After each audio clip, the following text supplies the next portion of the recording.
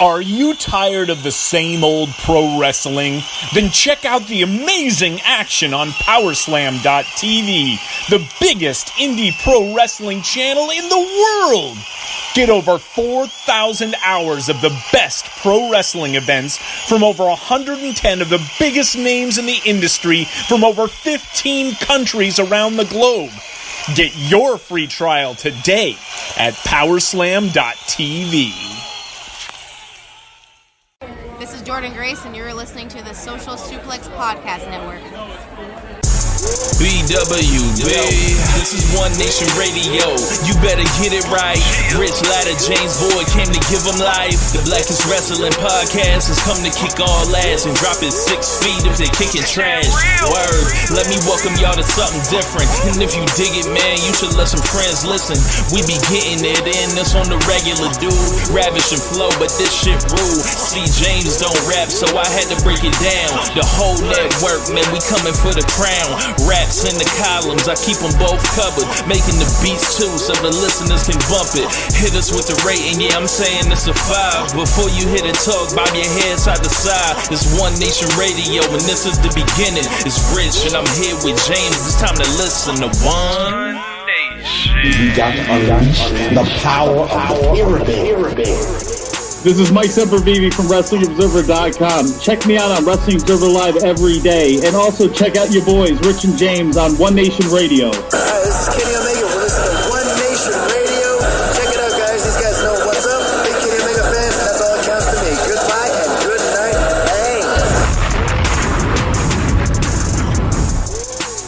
Bang. Ladies and gentlemen, welcome to this week's edition of One Nation Radio. I'm James Boyd, and with me I have the ultimate light skin.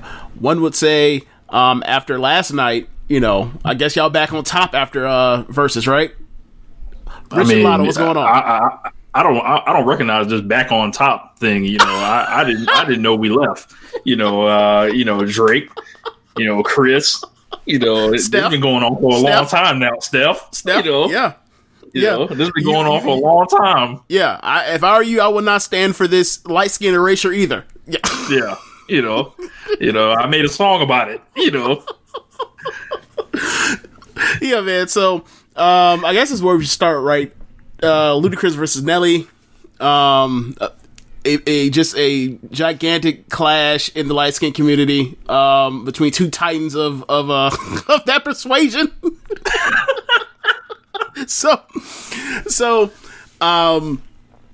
What were your thoughts coming in and going into? What were your thoughts on how this was going to go, or what were your thoughts on like that pairing? So I thought it was an odd pairing because I'd never seen Nelly and Ludacris in the same lane at all. Like Nelly's always just been like someone that's cool, but ultimately was always on the outside of like the tastemakers of like the day. And it was, you know, it's cool to bring out like, yeah, he sold this many records and he has this many hits, but like I think it played out in the battle especially. It's like Nelly ain't, I mean, there are ways he impacted the culture. Let's not get it. But you meant, that's what I'm gonna ask you. You mean like by just like the actual like bar for bar type thing, like it's a lyricist, that sort of thing? Yeah, like no one's giving Nelly like respect like that. I get what you mean. It wasn't like he was some bad rapper either. He was a good rapper, but he wasn't a great rapper. I get you. Right. I listened to Nelly back then, and I thought he was a fairly good rapper, but like I never would have considered him like, you know, the guys I was listening to around the same time was like, you know, Jay-Z, you know, The Lox, you know, Fab, like Ludacris. Fabulous and Ludacris might have been a little better, but I don't know if Fab would have been able to compete with like, you know, everything that Luda would have did. Maybe Busta Rhymes and Ludacris, something like that. But you know, they could have just did Luda and T.I., you know, and quit playing, you know. But like with Luda and Nelly, it was like, okay, I figured that, you know, Ludacris would smoke him because like, even though, you know, they say it's a hit for hit thing, right? But not really. Like this thing is like what had the impact, you know, what, you know, were those jams. Like, I'm sorry, when you play Just a Dream, Nelly, that is not going to go over like the people that made Just a Dream a hit, they're not deciding who wins this. Right. Like, this is the culture that is deciding this. And Ludacris is always, I felt like, especially in the last 10 years, people have forgotten about him largely in his legacy. And this was a very good night for the Ludacris legacy. And like, I think people are going to be like going back like, man, why didn't we like take him more serious when he was begging for us to like, in all these like songs? And it just, I went back and listened to a bunch of like Ludacris albums. I listened to Chicken Beer. I listened to, of course, his first album, and it's just like none but like raw rapping up and down shit, and the subject matter, at times it was what it was, but you can't tell me that dude couldn't rap his ass off. Right, and make hits, and he's a premier hit maker of the time. And it seems like he kind of walked to an easy W here, but I think Nelly like was he had his own value and his own like, hey, if Nelly needed to open a door for somebody that came after him, like Nelly was able to open that door. So I got nothing but props for both of these guys. I was a fan of both of their work, but it would be Luda like easily for me. Yeah, I don't have much of a differing opinion from you on this situation, except for like, I guess my main thing is like, I don't understand the pairing. Like, Ludacris is a dude that, like, if you look at aside from maybe, like, he never had some classic album, and the only album you can really point at that was, like, this really, really great album is, like, Word of Mouth. But, like, for his prime, so let's say, like, from Release Therapy from 2006 to 2000, like, that dude consistently filled up his albums with bangers. Like, and maybe their albums didn't go, 10 deep with bangers as far as like different degrees of quality depending on what song he was going for on these albums. But he was consistent at making hits. He was consistent at like being a great rapper and lyricist and a person with a great voice and like knew how to set up his punchlines. He was so awesome at that. But Nelly on the other end, Nelly was a person I thought was a good rapper that had huge mega hits. I thought, like, if you want to go 10 for 10 with Ludacris or 5 for 5 with Ludacris, like, Nelly, his top hits might knock Ludacris off. But once you go to 20, that's when you're to a real problem, because like Ludacris was rapping to be at times like the best Southern rapper in the world. He's one of the best Southern rappers ever.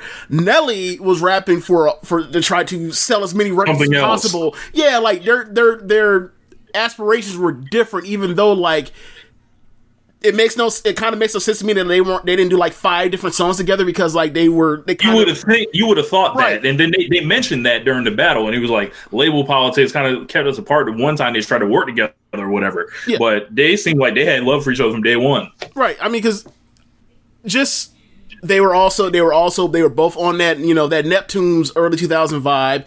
They both were like people that like, all right, you imagine you want a strip club song between Tip Drill or Pussy Poppin', like, what's your fantasy? That's it. Drop down and get your eagle on. Those are strip club classics, but they never linked up while they were two of the biggest stars of, the last 20 years of rap. So it is weird as you mention it. But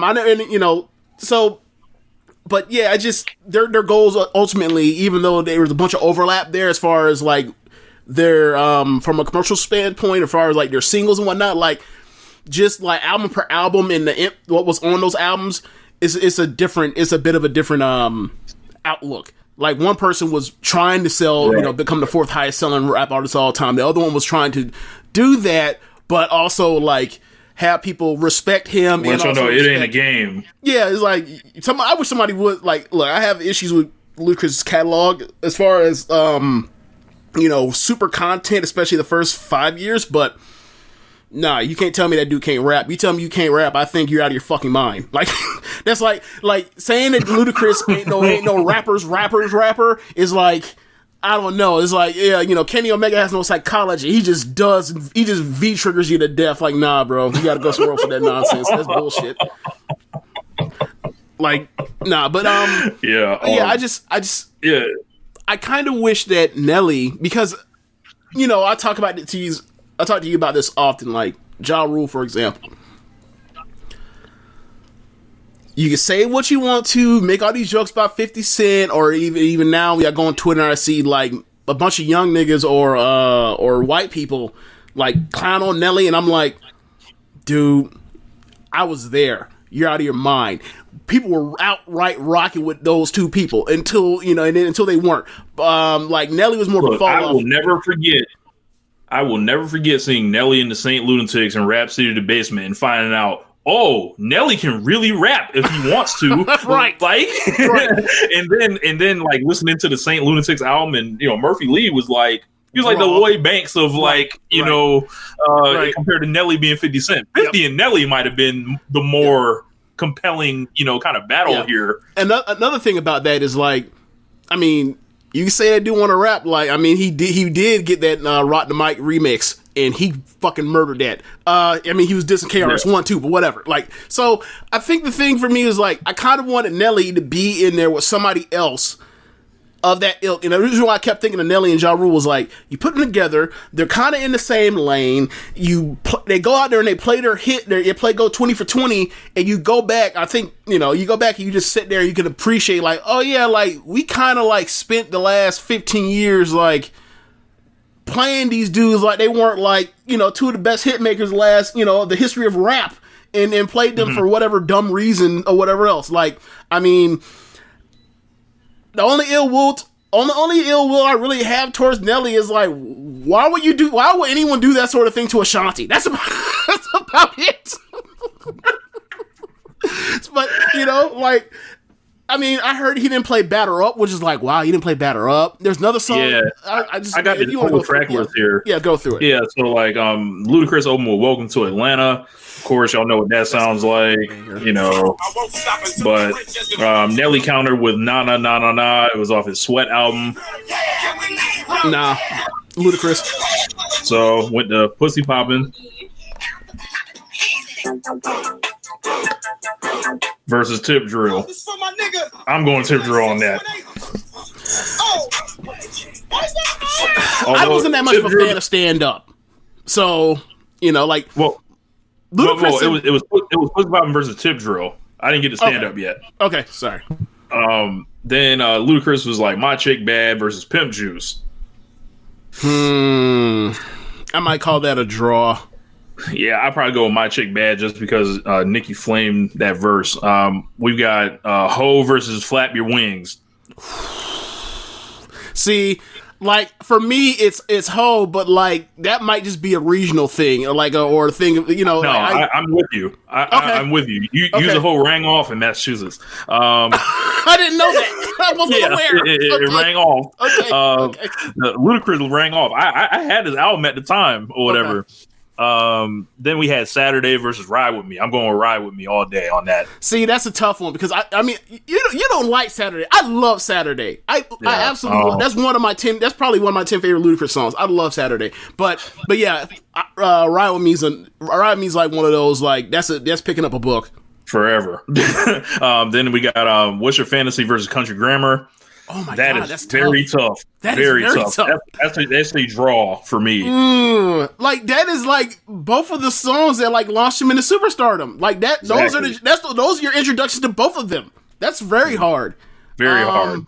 I'll probably go with Country Grammar, but that's difficult. Yeah, like you talk about both of them, like unique flows. Like you never heard nothing that sound like either of those songs, like when they came out.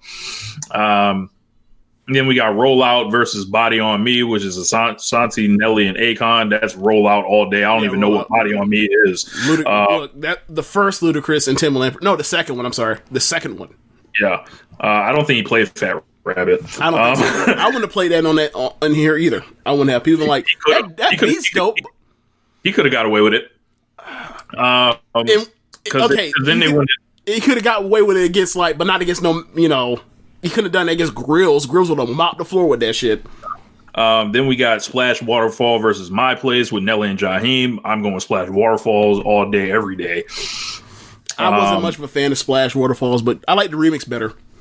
Then we got so Ludacris with Sierra, Yep. And we know how Luda flamed that verse against Nasty Girl, which is the Biggie remix of Nasty Boy. I think I might go with Nelly. I'm going with Ludacris there. Okay. I mean, there's no bad answer for that one. That could have been a tie. Then we got the Rod the Might remix versus the Made You Look remix. I'm going with the Made You Look remix. Oh my god! Wow! I'm too much of a coward. I want to draw too. I'm going to draw. No, I'm not beating either one of those. No, I'm not doing it. So then, we somehow we got I think they had to switch rounds after that. So Nelly had to begin, and he has 2 songs on here. He has a song called 1,000 Stacks. I think he may have been. Is it 5,000 ones? 1,000 Stacks. The jazzy face. I got 5,000 ones. Looking. I don't remember that song. Yeah, he was rapping that, but then he played "Where the Party At" versus Yeah. Usher, yeah? Yes. God damn. Bro, and Nelly low-key slid his verse on Where the Party At. I'm going Where the Party At. Oh, yeah, one of the rolls, not the one with the stem, the one with the rims. Yes. No, he fucking murdered that. I'm going with Where the Party At. Quite frankly, because I heard 900 million times during his existence. I hated it and wanted to destroy the radio after I heard it that many times. So.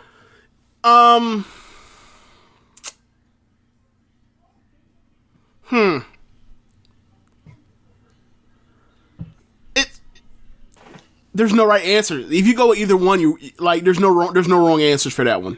Win, loss, or draw, I would go draw on that one. I'm too much of a coward to knock either one of those off. So we got Grills versus Stand Up. I'm going with Stand Up. I'll go with Grills. Then we got Air Force Ones versus Southern Hospitality. Oh, Southern Hospitality. Southern Hospitality. No, man. No. Then we got Shake Your Tail Feather versus... Okay, go ahead. I forgot what it was. This was before they actually officially, there were people Nelly wants to do it, Ludacris wants to do it, the potential of, Ludacris versus somebody. I remember saying to you, man, somebody wants to play Ludacris, they want to. If they come out here and, there is nothing better. That might be my favorite Ludacris song. That's the best way I can explain it. Nah, man, Southern Hospitality, it means something different for me. So, no, you can put pretty much anything on there. You can put I'm number one, Hot in Here. I would have bounced all them shits out for Southern Hospitality. No. I would have bounced all them shits. So we got Shake Your Tail. We got Shake Your Tail Feather versus All I Do Is Win and Luda's verse on that one. So I'm gonna go with Shake Your Tail Feather. Even though All I Do Is Win's bigger, but that I wouldn't necessarily associate that strictly with Ludacris. I would go with Shake Your Tail Feather. Personally. So we got I might be biased because there's the war chant going on in the middle of the song, but whatever. Whatever. Then we got Just a Dream versus Area Codes. So I went Area Codes. Sorry, it's unfair, but look, it's a rap competition, and you pulling that shit out. No, sorry. If you want to say he described it as stadium music or whatever before he played it or whatever. And what kind of stadium? Right? But what kind of stadium? Exactly.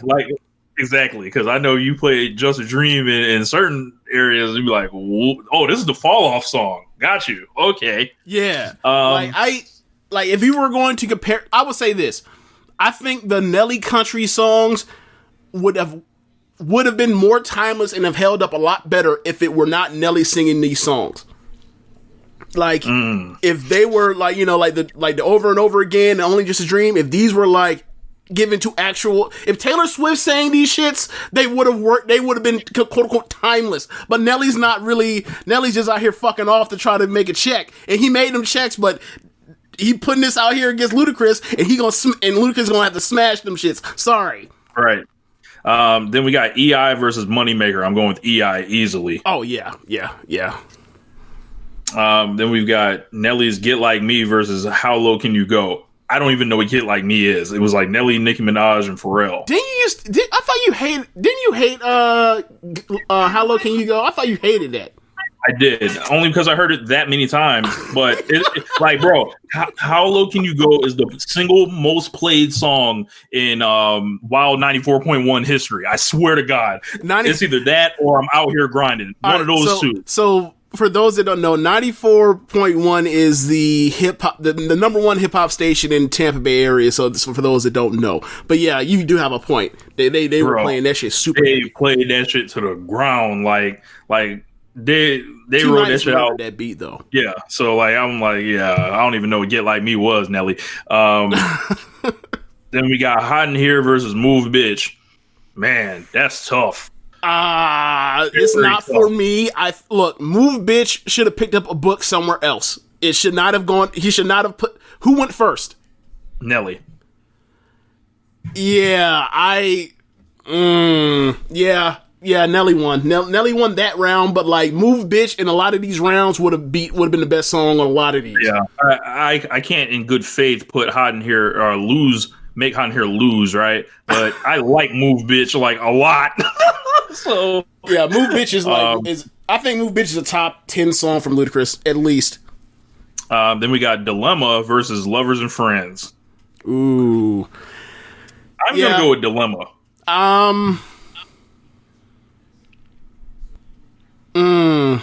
That's tough. I can see. There's no bad choice there. There's no bad choice. I think I was sick of the Usher, Lil Jon, and Ludacris, and I was like, oh my god, they're gonna like just kill me again, like with 1 million plays of this song, like on the radio. Like, it's just I was done with the. I was done with the Lil Jon stuff, bro. Like just all the damn. And it was like, oh, y'all gonna come out here and try this? No. But Lovers and Friends is like is one of the bigger departures from the at that time the Lil Jon sound of like the synths and whatever else. So like, checked out. Right. Look, I was checked out, and yeah. Up next, we had Here I Am, Rick Ross and Nelly versus 1 Minute Man. Ooh, very tough. Because if you like, you listen to Here I Am, Florida Sunshine, and it's playing. That's a great fucking song. You know bro. What? You riding in the car. I'm going to be petty because the person on the hook for Here I Am is I think his name's Avery Storm, right? Yes. You know what other Rick Ross song Avery Storm is on? Rich Off Cocaine. Yes. That song makes no sense, and that hook makes no sense, so I'm going to be petty. Fuck him, fuck Avery Storm, put Ludacris over. I'm sorry. Like, that song was so dumb. Like, the incredible beat, but what? Yeah, I'm going to go with 1 Minute Man here as well, because the whole song is about him selling dope. I'm sorry, I'm going off a tangent. The whole song is about selling dope and having his lifestyle and, all that comes with it. And then he goes to the last verse, is like, yeah, I went to Haiti, I saw poor kids, and then it made me think about my watch. And it says, selling dope ain't right. And then I decided to start donating. Look, he's talking about Rich Off Cocaine, not Here I Am. Right. But my point is, like, I hate Avery Storm and his presence on the Rick Ross catalog so much that I'm just getting all of it out. Like, get all of it. I'd rather hear Rick Ross rap about selling lots of dope than talk about how selling dope ain't right because he saw some poor kids. Like, hey, I can feel you. Look, just how like talking about is like therapeutic for me right now. How much I hated it. Get it out. Just get it out, James. Like Rich Off King, like that beat's fucking incredible. That beat's one of the for Rick Ross person, is one of the best people to ever pick out beats. That's one of his best beats, in my opinion. And he went out there and put some nonsense on there, bro. Some nonsense. So much nonsense that shit couldn't have been a single. It should have been a single. That's how dope that beat was. Whatever. Yeah. Ooh, yeah. Then we got Pimpin' All Over the World versus Runaway Love. I'm going with the Pimpin'. Wait. Those two Ludacris songs. Oh, okay. I guess that might actually, hold on. The battle ended with Here I Am versus 1 Minute Man. These were bonus rounds after. So okay. Pimpin' All Over the World and Runaway Love. Janet Jackson had Call on Me. Ludacris had The Potion. Nelly had a song called Long Gone. So yeah. So I don't know what the count was on that. So like Nelly had exactly 20 songs and 20 songs only, huh? I think so, yeah. Okay. And there was a lot of stuff Nelly didn't play. Yeah. As you mentioned. So but yeah, man, like it I don't know. Like he could have played Midwest Swing, he could have played Batter Up. Yeah, there's a few things he didn't play for some reason. Yeah. But yeah, that was it was pretty fun watching them go back and forth. Ludacris like looks exactly the same, except he has like a mid-size afro now. Nelly looks exactly the same, but even more swole. Like he looked kind of on that Mike Bibby program because he had the wife beater on. So I saw the calculations by Nelly, like strategically removing like his jersey at a certain point to try to get a rise out of the women in the comments section. He was trying all these distractions essentially, and Ludacris was just like, play the song, play the heat, play the heat, play the heat, and it was just like, it's interesting. So I don't know who's going to be next, but we'll be here talking about it. Yeah. I'm trying to think who I would want to see do one of these. Not like somebody versus somebody, but like whose catalog I want to hear like their top, what they think in their top 20 songs in a battle would be. Like, do you think Game has enough songs for this? Yes. Okay. Enough songs that aren't like diss records where he's rapping over yes. destroying G Unit? Yes. Okay. All right. I mean, half of them are fucking the documentary, so yeah, you have a point there. He has more than enough. Yeah. I'm trying to think. If somebody from the West Coast he could go against, because like, where it'd be even. Because I think Kendrick Lamar get him out of gym. Oh, like, easily. Like, and it wouldn't even necessarily. It would just be a time and place type thing. Right. I think Game in 50 is like really the only thing we saw that in real time. So you don't think 50 would smash him though? No, I don't think it would. I don't think it would be this dog walking that. You don't think he'd just go and grab like go into the beg for mercy stuff and just pull out of that and just use that and just like live off that in a whole like battle? I think Game will have like answers for it, lots of them. Okay. It would be interesting. Trying to think who else like around that time, because I think Fabulous in the Game actually might be. You know who? That'd be good. You know who definitely needs to do one of these? I don't know who would be against, but maybe Busta. I don't know, but it was Ludacris. No, not. I'm saying like I'm trying. While I was thinking the person that should be in, Missy Elliott should be in one of these. People were talking about her last night. Missy needs to be on one of these, and her and Timbaland will fucking smash somebody on the low. Like, be like, let's do Missy and Nicki Minaj. Like, and then like leave the cutoff if he had to be born after like or before 1995. Man, I would like to see Lil' Kim and Nicki Minaj. I think that Lil' Kim would get beat to death. I do not. Death. I do not. Okay, so let's see. Lighters Up. Look, she got Lighters Up. She got Quiet Storm. Wait a minute. Wait a minute. She got Queen Bitch. She got Crush on You. She's Crush got on You, definitely. She has All About the Benjamins. Jump Off. That's what I was thinking of. Jump Off. Okay, so like I think that I still think she's missing. I think she could put up a fight for about like 8 rounds, and then after that, it's gonna be a dog walking. Let's see. She got How Many Licks with Cisco. She got Magic Stick. She got No Time. Drugs. You just named like 3 songs in a row I never heard before. You've never heard No Time? No, I got No Time for Fake Ones. It was basically stuff. Her and Puff. Oh my God! Yeah, I don't think I've heard that one. Yeah, so that had a video. I don't see all the videos. I saw most of them. Yeah, I don't think that would end that well for Kim. I think, is there anybody else? Like, I'm not even saying like it has to be woman or woman versus woman. Like, it'd be a quote unquote intergender match. Like, Who would be somebody from the era? I mean, I think Busta and Missy would Look, you got Ladies Night, man. Look, you gonna pull out Lady? Are you gonna pull out Lady Marmalade next to try to fill out the 20? Look, I would not because I would not because I don't particularly like that song. The Keisha Cole remix to not the remix. She's actually in the original. The song that was the first single on the second album. That was basically the same sample as Juicy from Biggie. I know what you're talking about. Yeah, I can't remember the name of the song, but like she was on that too. She could play that. I wouldn't even have thought that. I would have pulled out like another, like with her and Big.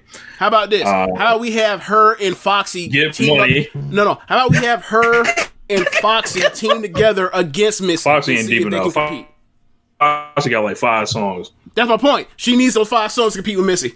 I was talking about Nicki Minaj and Lil Kim. Oh, I thought you meant Missy and Kim. Okay, all right. No, I wasn't talking about Missy and Kim. Okay. Like, I would feel very confident in picking 20 Lil Kim songs to get Nicki Minaj out the gym. I think it's a recency thing where she wouldn't win because of recency. I think that you would need a cutoff date of like, if you were born after 93, we do not care about your opinion. We need someone that actually was there and alive for the Kim era. Look. If there's anybody listening that would like to represent Nicki Minaj, we can go on to IG and I will play the Lil Kim songs and run you out the paint.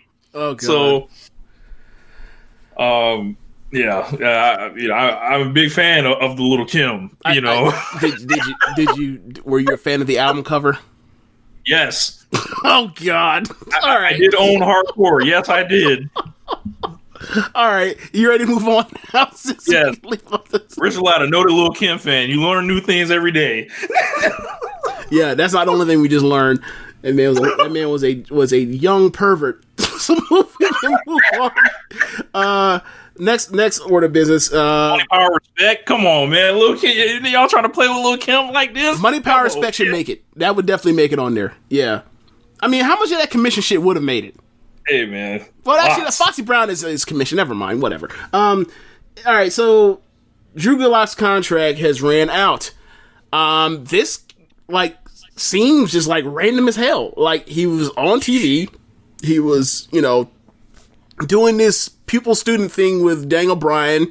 He had what is probably the best singles match on pay-per-view this year with Daniel Bryan for that match in the opener. At I can't remember what pay-per-view that was. It was after a Rumble Elimination Chamber, I think. Yeah. He was actually like having it about as well as he's ever had it in the WWE. So this is kind of weird to me. Like, what the hell happened here?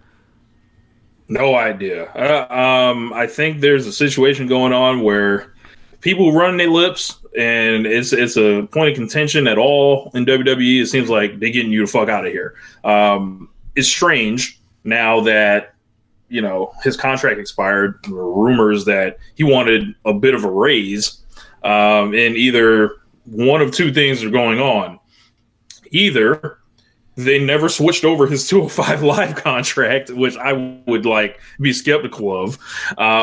Because Gulak was a guy that was like on NXT, he was on 205 Live, almost at any given time. Right. So he was one of the people I would say, like, especially not this year, beginning last year, when he's doing Worlds Collide and he's awesome in it with and then like he fights Riddle on TV, has a TV program, he does 205 Live.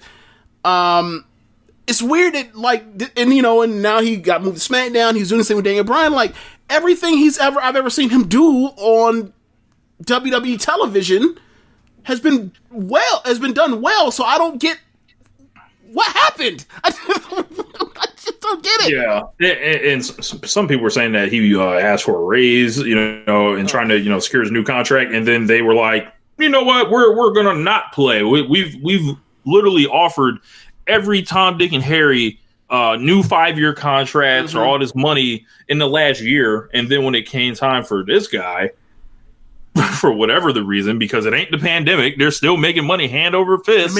They're about to have their highest profit margin, right? And annually, it's strange. They were like, yeah, you know what? Go ahead, try your luck out there. Like, it's really weird. Like, I remember Sasha, as she was preparing, they did this video package they put on YouTube of her preparing to face Rousey at that Royal Rumble.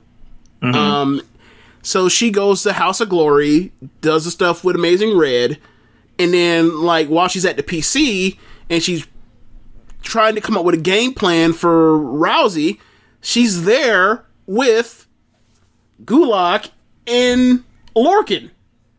So it's like, this is somebody that, like, even, like, your best wrestlers also respect enough to put on camera to say, like, they're getting pointers and tips from this person for a game plan. It's like, it's weird. Like, this is somebody that I imagine is, like, someone that's liked in the locker room, too. I don't get it. Like, look, if they would get rid of, like, Hasesono, knowing he's a fucking historian, like, Drew Gulak ain't safe. Like, they're never going to push him higher than being Dan O'Brien's buddy.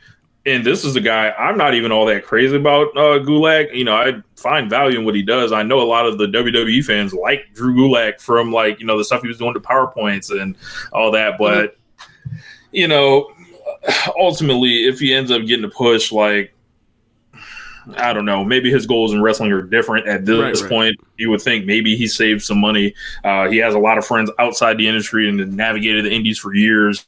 I hear he's close with Orange Cassidy, for as strange as that would seem. But where do you see this guy, like, ending up? I don't know. I mean, I would like to see him in AEW because there's not too many people that are, like, non-flippy dudes. They're just, like, there to work their asses off. So, like, if he ended up there, cool. I don't really know if that's, I mean, AEW can make pretty much anything fit. I think there is a cutoff on the number of former WWE guys they should sign. I don't know what that number is, but, like, I feel like we'll reach a point where we'll realize, all right, that's one too many. I don't think we're close yet, but who knows how many more additions that before that turns into we're not close to we've reached capacity. But yeah, like, I don't know. I mean, Ring of Honor makes sense for him. Obviously, I don't know. Yeah. Like, I think wherever he lands, like, he's gonna get work regardless. Like, he's probably already gotten calls. Like, he's that kind of talent as far as someone that can talk, someone that is a character, someone that can wrestle a style that is not cookie cutter. Yeah, so I think there is a place for someone that is a quote unquote mat technician that is not boring. I think there is room for that in wrestling still. I think he would have to fight uphill, even though he's kind of like the Spurs in a sense. Like, you know, people will always call the Spurs boring, even when, you know, their offense changed and everything like that. It's just label that, like, kind of stuck to him, like, when he first got there. Gotcha. And like I said, I've never been, like, huge on Drew Gulak, but could I see him, you know, walk back into PWG? Sure. Could I see him, you know, whenever that opens up? Could I see him go out to New Japan or New Japan of America whenever that starts running again? Best Super Juniors, he'd be great in that. So I don't know. It depends what we want to do. But I mean, I don't. I think it's like strange kind of situation here. It's not often WWE's just letting people walk out, even if they're releasing motherfuckers. Yeah, and I think the thing for me is, like, do I see him ever being a top guy, a top person somewhere? No. Do I see him ever being necessarily like some type of upper mid carder? No. I think he's someone that should be that could be a solid mid carder / somebody you put in a stable and make him be, you know, a quote unquote tough out that you beat en route to, you know, getting to whoever else is the top of the stable. Like, he could be like the Ortiz or Santana of the run that Ambrose just had, for example, to get through the inner circle to get to Jericho. I think he's that kind of person. I guess you would say, like, like an O'Reilly type, like a Kyle O'Reilly type. But that's I mean, maybe there's just like an overabundance of that right now, so they let him go. I don't know, but, like, the dude's definitely someone that should be hired by some television wrestling company, like some major, definitely.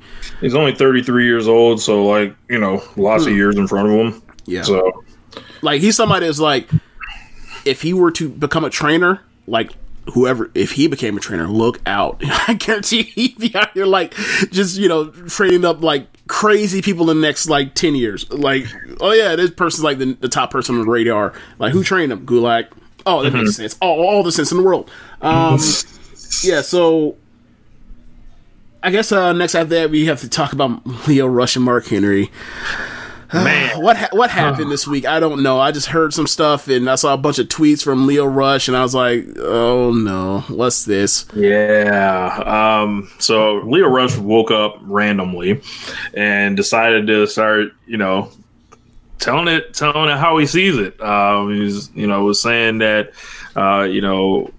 Mark Henry was, not there for a lot of the black wrestlers, and in his situation in particular, like, we need to like settle this, and this is why a lot of like black wrestlers on the biggest platform will continue not to have equal opportunities. He says he's been holding his breath way too long. He was upset about Mark Henry supposedly saying something else on a podcast, and it seemed like they were trying to set up going on each other's or going on Mark Henry's show. Something happened and that broke down. Like, I guess the number wasn't working. Lio threw like a little snipe, like maybe you need to budget your money because this phone isn't working. What? Yeah. So it was, it was a lot of like, stuff like that. And Mark Henry, a lot of other wrestlers get involved, like Joey Janela. Like, he was like, you're threatening to sue a dude who Mark Henry, a story came out through TMZ with Mark Henry before I get to the Joey thing, said that Mark Henry went to TMZ and was talking about, I'll sue Lio Rush for slander. And it's like, what? For tweets? Come on, man. Mark Henry says, in his, opinion, he thinks Lio is clout chasing, and he helped about, 80% of the people in color in like NXT get there. He thinks Lio Rush is looking for attention, and said he would have just helped him promote his music if he would have asked. And he said he has a lawyer, so he needs to apologize before he finds himself in a courtroom. And he talked about, Mark said, you can't question his blackness. Like, no one can question his blackness and pull his black card. Just a lot of stuff that, I saw on the timeline and was like, I don't feel comfortable going on a timeline and talking about this. I will talk about it from the safety of this podcast, because I feel like there are too many things that would be misconstrued, and this is a conversation that is not for everybody. And we've spoke on this show about the divide in older black people and younger black people, and this is a perfect example of it. We talked about some of the things that Mark Henry seemingly, and Booker T types, not to lump Book in, but just to make the point, like questions that, a lot of us have, like, why did you let such and such go down like this? In Mark Henry's case, is like, you just upset at Lio Rush, but you was out here trying to forgive Michael Hayes. Like, come on, man. Like, what are you doing out here? Like, there's a lot, to it. Joey jumped in with the point, you're threatening to sue a dude who's not getting the paycheck in the midst of a pandemic and has 2 kids. Mark Henry then blocked Joey Janela on Twitter. And they, continue going at it. And, Lio insisted that Mark Henry was not the reason he was there, so he can miss him with that 80% stuff. So he doesn't owe Mark Henry anything. Everything that Lio Rush has ever said has sounded like a guy, in my opinion, that has his head on straight, that is just not about to like take whatever bullshit. And it seems like there was like some breakdown of communication whenever they had that face-to-face meeting where Henry kind of asked him like, are you good? But it was vague. And it was, I think, just a way that, younger guys and older guys communicate, where you good can mean one thing to someone else, and them not having that relationship because Lio Rush didn't know Mark Henry. Like, why am I going to like just like start telling you about any of the problems I have? I don't know you like that, even though, skin folk might not be kinfolk, Yeah. And Leo's like, yeah, I'm straight. And then apparently Mark Henry took that and ran with it and lied and said Lio Rush lied to his face about something about not being good. But Mark Henry's claims were, no one knows WWE like I do at this point. No one knows the system like I do. And it's like,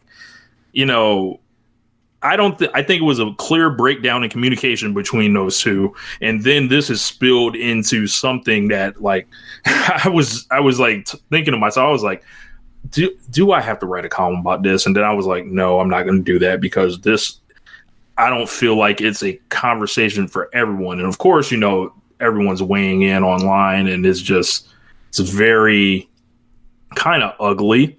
I would prefer to keep, you know, those conversations in DMs myself, but it's really bad. And I think, you know, Mark Henry on his big platforms that he has on Busted Open Radio, an audience that he's cultivated, being in WWE for 20 years, having people, you know, having an audience that he has, and I use audience in quotations, is be careful about weaponizing that. And look, I mean, we can sit here and play dumb like Mark Henry doesn't know what he's still around, like regardless of whoever he puts on, like he doesn't, like he can sit here and play dumb like he doesn't know the reason that he's still around is because of, like, he's there to basically be like the black ambassador for WWE whenever there's some shit that happens. Like, let's not forget, like, we did have Michael Cole calling him for a long time the silverback of the WWE. Like, let's not forget that. And he lived through a lot of bullshit and put up with a lot of bullshit to get this check on the back end that he's getting. And for me to say that he doesn't deserve it, no, I'm not saying he doesn't deserve it. They tried to run him. After they signed him to that money, they didn't like what they signed, and they tried to run him off for years, and he stuck around, and he endured all their bullshit and jumped through all those hoops, like, we talk about, like, the brass ring and all that shit. He jumped and did everything they asked him to do, and, you know, they rewarded him on the back end of the Hall of Pain, really, and, you know, the feud with Cena or whatever else. And then ever since that point, like, his body's broken down, he's gotten older, he's at a different stage of his career, and that's when he started to become big homie and whatnot. So, like, all the shit he's done for himself and for others, where it was The Rock or whatever else, along the way, I commend him for that. But that don't mean because you did something right one time, or you did a bunch of good stuff, doesn't mean that you did something wrong at some point either. And this whole thing, I don't recall anyone ever asking Mark Henry for his opinion on Lio Rush. I just remember Lio Rush blew up one week, and then, like, he decided to tack on and decided to speak on the situation because he knew, like, you know, like the tip of the iceberg. So, like, that's where we are now. Like, he big home. He may be that old dude who's been around the world twice, done it all, done seen it all. He ventured into something that had nothing to do with him, spoke out of pocket. Lio Rush has basically said, "Hey, bro, like, this wasn't what the situation was, and I don't really feel like you should have been talking about my situation." And Mark Henry from there has pretty much said, like, "What you know, young boy?" And it's like, okay, feel that way. You were wrong, Mark Henry. Say whatever you want to. You were wrong. Yeah, it's strange, like, looking at their ages, because, like, Mark Henry's, like, you know, late 40s, you know, mid 40s, whatever. Hold on, real quick. Civil rights kid. Real quick, Rick. Era kid. We were talking about this when the Lio Rush Mark Henry stuff happened. Was that a year ago? Yeah. And we were talking about this, and we were like, hey, man, this dude talked about the part about, like, there's no reason for you to ever go broke in WWE or whatever else, and maybe some things have changed and whatnot, but, like, keep in mind, this is also the same Mark here when I mentioned Rock. The reason why he let out for The Rock was because he had Rock basically sleep on his couch for I don't remember how many days or weeks or months it was when he first got on the road, because Mark Henry had a $500,000 or $600,000 signing bonus, and Rock was out here being the fucking Rock that was out here living on a couch because he couldn't make it on the road. So was The Rock just not budgeting well when he was Rocky Maivia instead of The Rock? Like, come on. Yeah. Like, yes, I'm sure things have changed to some extent, but, like, if the fucking Rock was dirt poor, come on. Yeah, and not to mention Lio Rush has a wife, he has 2 children, he has responsibilities that it looks like, you know, a lot of guys his age, and I use that and think about the normal age of the guys in WWE right now. It's like 30 plus, right? Especially on the main roster. And Lio Rush was like riding the main roster, and then was he 25 now? He's 25 now. Yeah, So think about back then. So like with Lio Rush, it's like Lio Rush decided I don't want to participate in these, in these hazings. I don't want to participate in these young boy tasks. I don't want to participate in any of that. And then he gets like, and this is the thing with like a lot of black wrestlers. I think you can, lump ACH into this here. It's like these guys know their value and they don't want to, and they think highly of themselves and rightfully so. And that's not playing out well. It seems like, in some cases in WWE,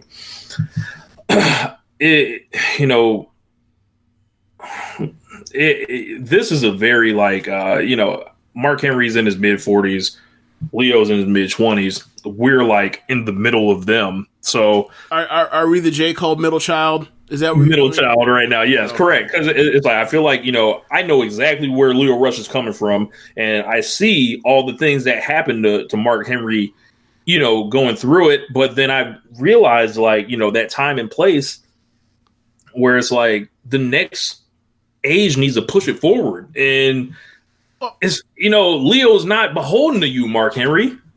Right. Another thing is like it's funny because the Jordan documentary is going on and. Like, I got a cousin that's, like, trying to do all this excuse making for Michael Jordan being an asshole in the 90s. And it's like, look, man, nobody put him up to act like a jerk. And him being a jerk did not win them any titles. That is playing the result. Like, if you had to be an asshole to win a title or some type of bully or whatever else, and explain to me why Tim Duncan won 5 fucking titles. It's nonsense. But, I think the thing is like when you have that talk of like I had to endure this, therefore somebody should have no problem with passing down the same, for lack of a better word, trauma or bullshit that they had to, that they had to endure is like are you actually in fact leaving the place better than you left it, or are you just leaving it just as shitty, right? And I'm not saying that like what Lio is dealing with is at the time was as ridiculous, but it's like, look, man, y'all are grown fucking adults. Why is somebody having to carry water or having to pick up after each other? Pick up your own shit, you goddamn adults. Like that's the thing. And when it happened to me when I first heard this stuff with Lio Rush, is like, no, he ain't doing it. I'm like, you know what? I probably wouldn't do it either. And you can say I'm a diva or I'm this and a third, but like I don't really understand why I'm a diva saying like I'm adult. I know how to take care of myself and take care after myself as far as picking up stuff or whatever else. Like, why don't all of us do the same and we go about our fucking days? Since we're all adults. It's like really that. Weird. It's that weird balance of the team being the family, being a brotherhood, being a locker room, but ultimately you by your fucking damn self. And Roman Reigns shouldn't have to go to tell Aleister Black, oh yeah, you graduated to the point of not having to pick up paper after everybody in the locker room. Like, it's fucking ridiculous. Roman shouldn't have to tell people that he doesn't have to do that, and Aleister Black shouldn't feel the need to have to go do that kind of shit. That's stupid. Yeah.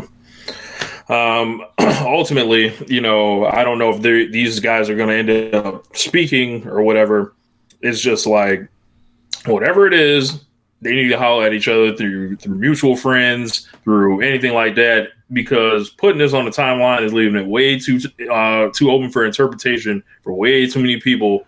That I think that what it does is twofold things. One, it makes the black fans all look at Mark Henry and be like, what the fuck is your problem? Most of the black fans, obviously there's some, I'd be like, what the fuck is your problem? And then on the other end, it's like a lot of the fans that don't understand the bullshit, that don't have this lived-in experience that we do, are like, well, just do it.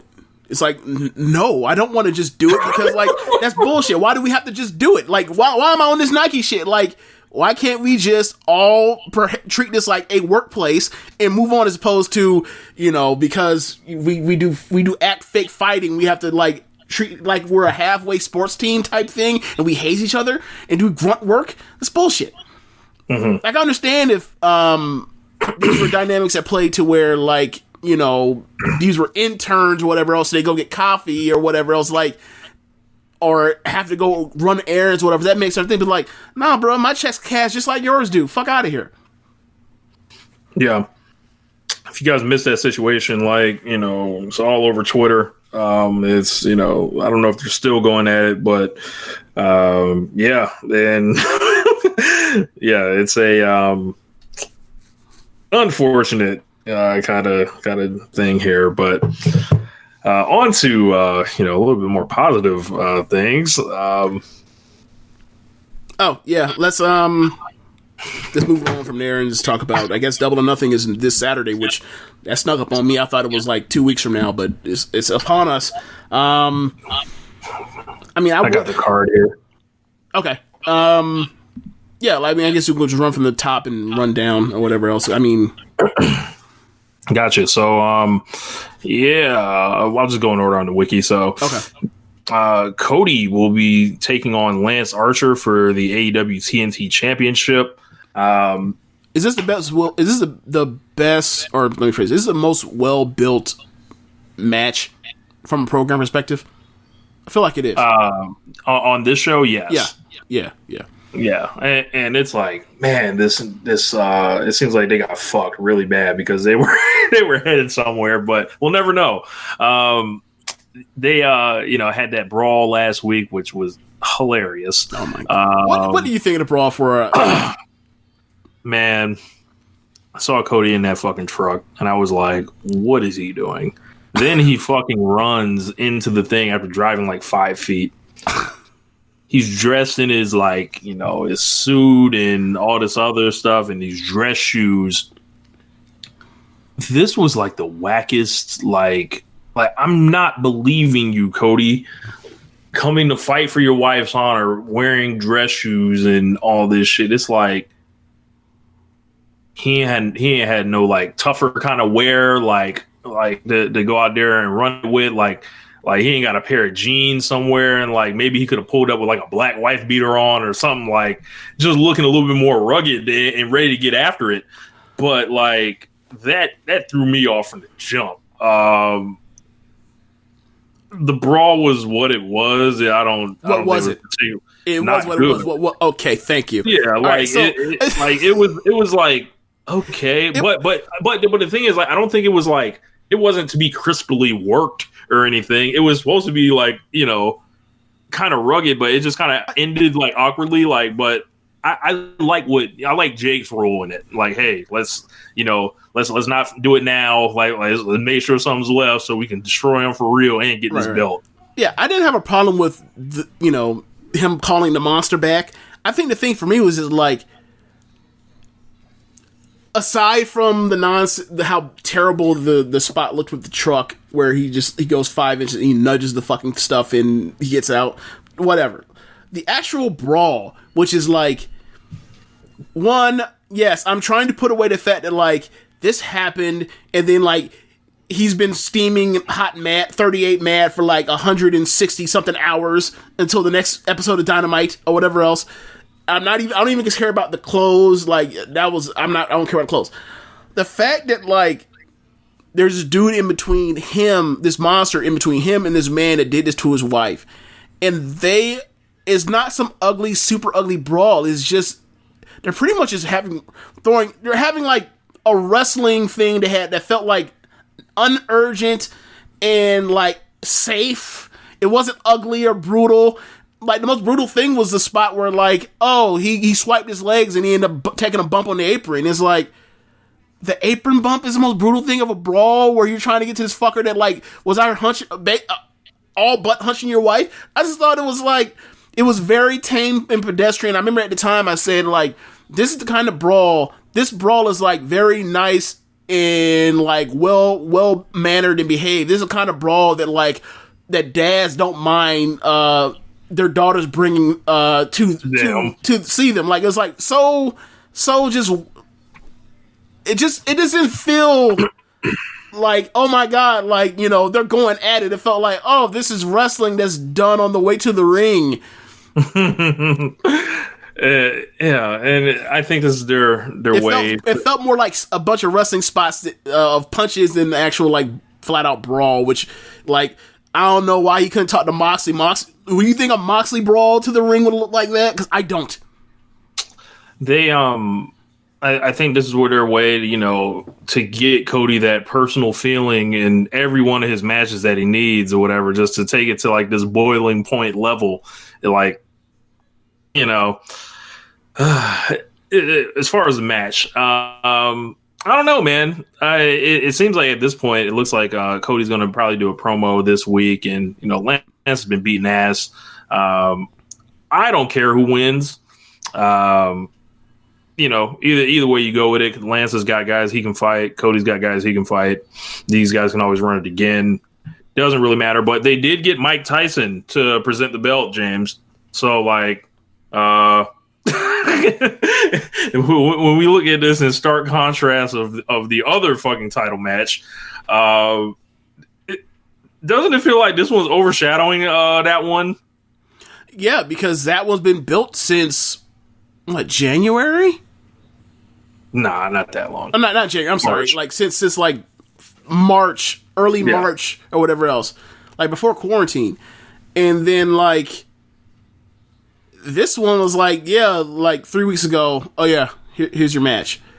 Like if one was like built perfectly and led for weeks or whatever, and this one just like feels almost out the blue. And like, yes, there's also the attachment of like the tournament that led to, that's also part of the Cody thing, where this is just like, I mean, you say what you want about Brody's work or how good it is or if it's just okay as far as, his build doing the Mr. Brody stuff, but like he feels now that like this is a bum of the month type thing. Like, send you through, beat you, you move on, and then, like, I get ready for a real big challenge. Like, it was just too short notice. Like, I wonder if they really would have went to they would have went with Jericho or MJF, but then, like, it got screwed up because of them doing the Stampede / Blood and Guts thing. It got pulled, like, that being pulled off the table means, like, we have to eventually get back to it, so, like, we have to slow roll the next Jericho, the Jericho rematch or whatever else. Like I feel like that is at play with this with Moxley. Yeah, and it's like we see who's getting the creative energy, the smoke and mirrors, like the extra stuff. It's like for the second belt, okay, the razzle dazzle. The razzle dazzle. You're bringing in Iron Mike Tyson, fresh off all these viral videos that are going around right now. I don't mind it. I mean, as we said before, like it feels obviously it's the better built thing, so like you may as well go with it. And if the idea is like you want these belts to feel like they're on equal grounds, then like at first the new belt needs to be like present or pushed harder. So like I could see some of the reason behind that, like but I feel like other than Jericho, we were going to end up in a bad situation with this next title defense for Moxley anyway. So, they took Brody. That still saves potential MJF match after MJF vanquishes or beats the hell out of Jungle Boy. Yeah, so I think that he still I feel like he has a bunch of stuff still down the line, and this is a warm up, even though this shouldn't be a warm up because this is a title match at a fucking pay per view. But the calendar or the epidemic, the pandemic got in the way of whatever they were really going to go with. That's how I feel. Yeah, I feel like Moxley and Brody Lee, and we'll just transition into that next. Cody or Lance, by the way. Cody. Nah, like. I'm tired of fucking Cody losing these big matches. He needs to fucking win. If he's gonna be positioned as top babyface and all this, what do you mean losing? Huh? What do you mean losing? He's not doing no clean. He's not doing no clean jobs to anybody. Okay. Well, let me phrase that. Failing. Does failing count? Is that word? No. This man's been undefeated on TV for the whole year. Like, okay. And then he does a loss like where he gets obviously fucked like once like. He can lose. What match are you talking about? The MJF match. Okay, so he's the top babyface in the company, but the man has never succeeded except for beating his brother that like is a semi coach, a player's coach. Like every big match he's ever been in, he's lost pretty much. Like unless you want to start counting him beating Wardlow. That was a big match. Okay, sure, he beat Wardlow. beat Shawn Spears as well. How about this? If we booked the match right now between Kenny Omega and Wardlow, who would win that match? Kenny. Okay, if we booked any big star, top star in the company against Wardlow, who would win? What's the context? Huh? What's the context? The context is let's build to the future, or let's build to our next show. Like, we have to put somebody in a TV match or somebody to build them up for whatever big match we want to do at the next cycle. Who are we building? The person or Wardlow? No. I'm saying, like, if we were to build a match right now between a top star or Wardlow right now, or not build to it, but like do the match tonight right now, who will you book to go over? I would pick every big top star over Wardlow right now. So for you to say it like, oh yeah, he won a big match, was like, I guess, but it's just Wardlow. Wardlow is somebody you set up to be an obstacle that you beat on the way to the real big thing. Like, I don't really consider that a big match. Like, I think he's beat him. He's dominated Darby Allin. He got Joey Janela the fuck out of here. He's who else did he get the fuck out of here? Butcher and Blade got them the fuck out of here. I think there's a couple more too. Santana, I think it was Ortiz. Like you look at those rings, he's like 9-1. So you're basically telling me he's beating mid Carters and upper mid Carters. He's not. What I'm saying is he's not this hapless guy that's been just this failure or whatever. He's got a lot of wins. My point is, on these big shows, he has lost 2 gigantic ones in a row. I would not beat him again. Like, the whole damn tournament was put in place for Cody to win this because he can't win the top belt again. If he loses this one too, then it's like, well, what the fuck now? Like, so I've been rooting for this loser. Like, people come to crystallize realization that, like, I've been rooting for this loser for 7 months. I don't think it's a good idea to have you say I've been rooting for this loser for 7 months.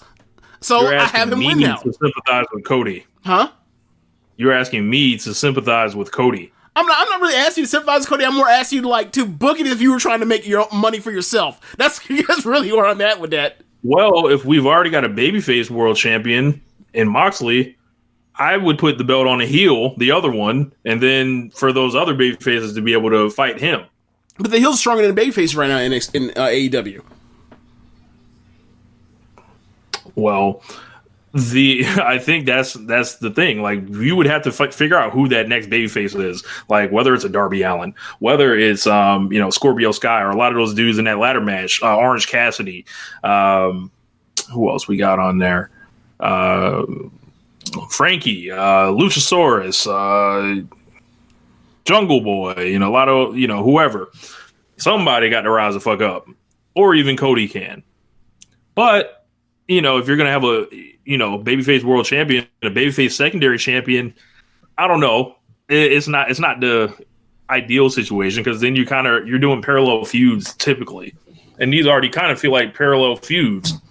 Okay, so you put the belt on Archer, and then what? I don't mean that like to be funny. I mean, like, I don't know. Like, all right, he came in like a hot butter, like a knife through hot butter. I'm sorry, like a hot knife through butter. That's the expression, James. And then he beats the top guy. Therefore, that means he is a top guy himself. Kenny is still in the tags. Like, I don't see who's next on the horizon that way. Like Cody is feuding like 5 different heels at the same time. Like, you could easily have him win, right, and then have MJF come back, and then go after the TNT title, since he already has the AEW $40,000 ring, and say, I beat you last time. Don't you want to get your revenge? You finally get your revenge, and then you have Cody finally get his win back. Mm-hmm. And in the meantime, after those 3 months or whatever, those 4 months, however long that is, like, you can build up another heel to eventually take the belt off of Cody or whatever else you want to do. Like, I just don't really see. I don't know who will be next for Archer if Archer won. I just don't. I would probably do Darby at that point. I mean, at that point, you have to have. Okay, so do you have? In order to do that, don't you have to have Darby beat Cody on the route to that? No. No. You have him win, and then you have him win. Or I don't even know what you do. Like, I don't think Darby should be the TNT champion right now. Especially since they're fucking burying him right now. That fucking loss every week is like, oh yeah, you fucking beat yourself, dumbass. Taz every single week is telling him that, and he has no retort for that. It's just like, yeah, like, okay. So can I talk about that from this week? Yeah, sure. Taz, after saying last week he walked off, he's trying to explain to him like, look here, dumbass, it was a tilt, and you didn't get out the tilt. And I'm trying to explain to you, like, I could help you get out of that. And then he says, no, you don't explain, Taz. I finished third in the state of is it Idaho? Idaho. I finished third in the state of Idaho in high school wrestling. And then, like, well, I didn't know that. And he says, Taz says, oh, well, I didn't know that. And then he walks off, and I'm thinking to myself, like, well, since you knew it was a tilt, why did your dumb ass get up out of it? Am I the only one that thought that? Like, okay, so not only did you tell me that you lost in a bad way, you're telling me that you knew that you lost in a bad way because you had the experience to get out of this. Look, man, I don't know, but it don't feel like the state of Idaho got like the deepest like, you know, talent pool. Yes. Especially, you know, thinking about he like looked like he's 100, probably in high school, he's probably about 120 pounds. So out of all the 120 pound wrestlers in Idaho, he was number 3. I don't know exactly what that means.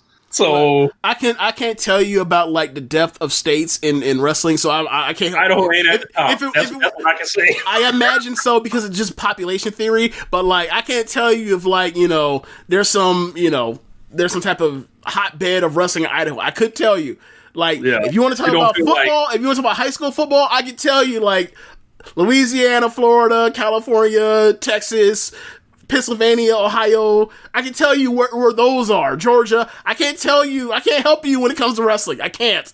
Yeah, it don't feel like Minnesota or Iowa. Like Idaho, it don't feel like the same thing, man. I don't even know if that still holds up. I don't even know if Minnesota and Iowa even holds up anymore because some of that stuff changes based off like developments in high school coaching or whatever else. I have no idea. Yeah. I don't know. Look, I'm fine if Cody wins, but I don't think it's this thing where he's like finished if he doesn't win because like ultimately you see how he's setting himself up like with large, deep, segmented storylines all the time. Mm-hmm. That's going to happen whether he wins the belt or not. So, what else? I'm almost at the point where like if he loses this time, he might need to go away for like 3 weeks and then come back. Like what? You can't.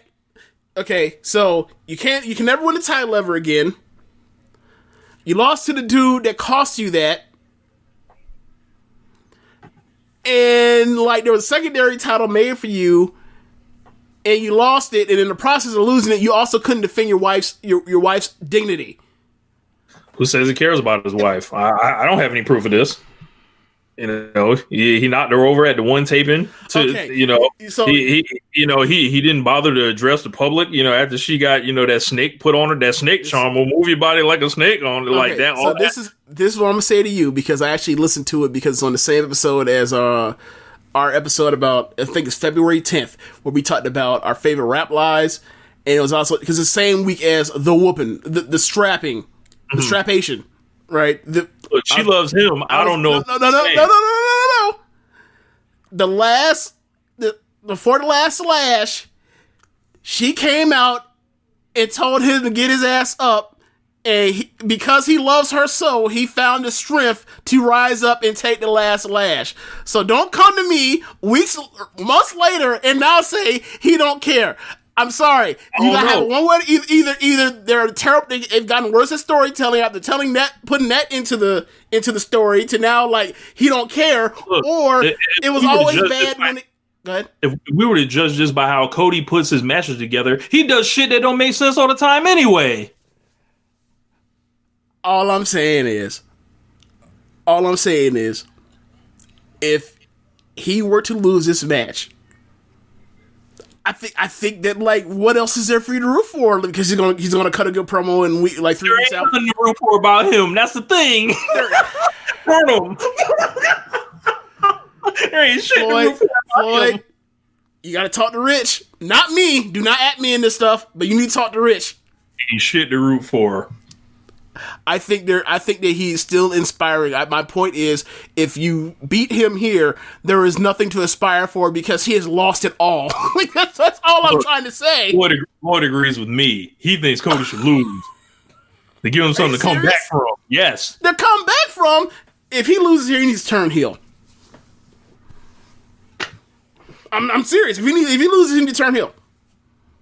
Like, because you don't want to turn Hangman now when they were trying to turn him because he got over. He needs to be one to turn heel and be like, remember that thing I said about I'm never going to, fight the title? Well, I lied because I'm evil. Ha ha. And then he goes after Moxley. After winning, of course. He has to, I mean, I'm not saying do that at like, don't do that at All Out. But, like, he needs to, like, Full Gear 2. Like, that needs to be the plan. Like, after he, like, turns heel after this, and then, like, goes on win streak, then he goes after Moxley. But, outside of that, if he loses, I don't know what else you do with him if he loses here, because he's lost all the time. Every big match, except for beating his brother, who's a player's coach. Beat Shawn Spears also. That's not a big match. If it's on pay-per-view, it's a big match. But, oh my god. Especially if you're only doing 4 of them? Oh my god. Okay, so what's since wins and losses matter in AEW, what's Shawn Spears' record in 2020? Is it a winning record? Is it a winning record? I believe it is. Is it 500? I believe it is. Pull it up. I have to pull it up. Let me pull it up then. I'll pull it up. Hold on. Because because remember, that was a good stretch where he was out here losing everything. I think Spears might have cleaned himself up via AEW Dark. See, that's the same shit they did with Nyla Rose, where it's like, okay, like, where are these wins come from? Where did she get this title shot from? I've seen Sheeta beating people on TV. I've never seen Nyla Rose beating people on TV, and then she gets title shot and she becomes champion. Like, I don't necessarily, like, if you want to say that person got over, like, you need to air clips of her pinning people to the mat, or same for Spears. Like, because the only match I remember him getting a win on was when he pinned Darby, right? In that tag match. He pinned him in the tag match. Right. All right, let's see. We almost got it pulled up. All right, so in 2020, he's 5-7 overall this year. So he has a losing record. He does. Okay. So let's see what. Even while pushing him, he still has a losing record. Darby has a losing. Well, no, Darby has a losing record. He's 5-6. So I know. Why do you think I'm talking about how bad this was? Look, they're talking about the whole thing about a tilt. Look, and Cody's 10-3. So it's like either, like you said, either these wins matter or they don't. So I'm talking about big matches, and you talking about big matches with Shawn Spears. They're obviously not, because he's 5-7.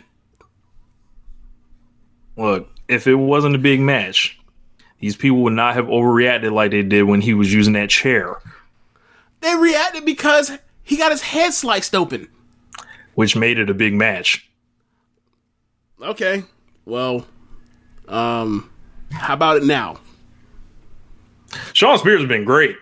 I've enjoyed Shawn Spears. I think it was either Wednesday or the weekend before, and it was him. It was MJF. It was Britt on the heel side of the cheering session. They were fantastic together. They were a triumvirate of assholery. It was awesome. But in that promo he cut with about you left your brother just to you left your brother like that in that way. I couldn't live with myself being like that, but it's pretty obvious that you can. Like, that was great. He's doing great work, and then the bell rings, and it's like something like, I don't know, like they're booking him as just to be like this person that's going to be a thorn in Cody's side, as opposed to somebody that can give you something else right now. I'm not saying that can't change, but like that's kind of where they've left it with him. And I think that honestly, if they did MJF and Shawn Spears as an actual group together, it'd be fantastic because they have great chemistry. Like, they've shown them a great chemistry when they've been like doing the sideline stuff. Remember when they were first gambling? Yes. That was fun as hell. Like, I don't know why MJF and him can't be a tag team of some sorts. Like, I'd be perfectly fine with them being, potential tag team foils for Hangman and Kenny, and whenever, this is all past or whatever else when they can get to it. But they have not really gone with that other than to say like, oh yeah, you hate Cody, I hate Cody too. Hey, let's hang out and gamble. Because everyone must ultimately orbit around Cody. We spent too much time on Cody. Let's move on, man. So let's just roll right into MJF. They announced kind of a match out of nowhere with him and Jungle Boy, kind of planning to see, is like, they pushed it the last time you guys wrestled on TV. It's like this real, MJF's real future rival. His career rival is not Cody. Cody's a guy that is like 11, 10 years older than him. Yeah. But the guy that's going to be there, like the Sting to his Flair, if there is one, is probably going to be Jungle Boy or Darby Allin. But it seems like they're pairing Jungle Boy off with him, who they've shown a lot of chemistry. They wrestled on the boat. Not really much here, to sink your teeth into. It's just like, hey, go do a great match. And these guys do have good chemistry together. Yeah, I'm just like, does Jungle Boy, does he stink at talking or something? I would think so. Yeah, the only time he talked, I think, was when he was sat down with Jim Ross. Yeah, it's gonna be a fun little match. Like, it's gonna be not a little match. I don't want to do that. Like, they had a fun match before. Like, MJF probably has had his best singles match in AEW with Jungle Boy. So should be good. Obviously, I feel like there's gonna be potential Wardlow and Luchasaurus potential where they have a stare down on the floor somewhere. Potentially maybe they brawl to the back. But yeah, should be a good match. MJF has no business losing, but should be fun while it lasts. MJF undefeated this year. Jungle Boy, I wonder if he's going to get that itch that Darby Allin had to do, or Sammy had last pay-per-view, to come out here and make himself famous, doing something crazy. So he might get that. I would say look out for that. A 630 off the top rope through the table. Maybe. So there is the next match is a casino ladder match for the future AEW World Title match. Right now, 8 people are announced. There are 9 in the match. We've alluded to it earlier. So Darby Allin right now, as it stands, versus Colt Cabana versus Orange Cassidy versus Rey Fenix versus Scorpio Sky versus Kip Sabian, Frankie Kazarian, and Luchasaurus. This is going to be wild. Okay, so what are the rules for the title shot? Is it like at a date to be determined, or is this Money in the Bank? I think it's like the same thing like last year, when Hangman won at Battle Royal for a future title match. That's the same stipulation. So do you think it's actually going to be at, what it be? That would be All Out 2, right? Feels like a long way away at All Out 2. Yeah. I mean, that's because the days are longer now. Yeah, right.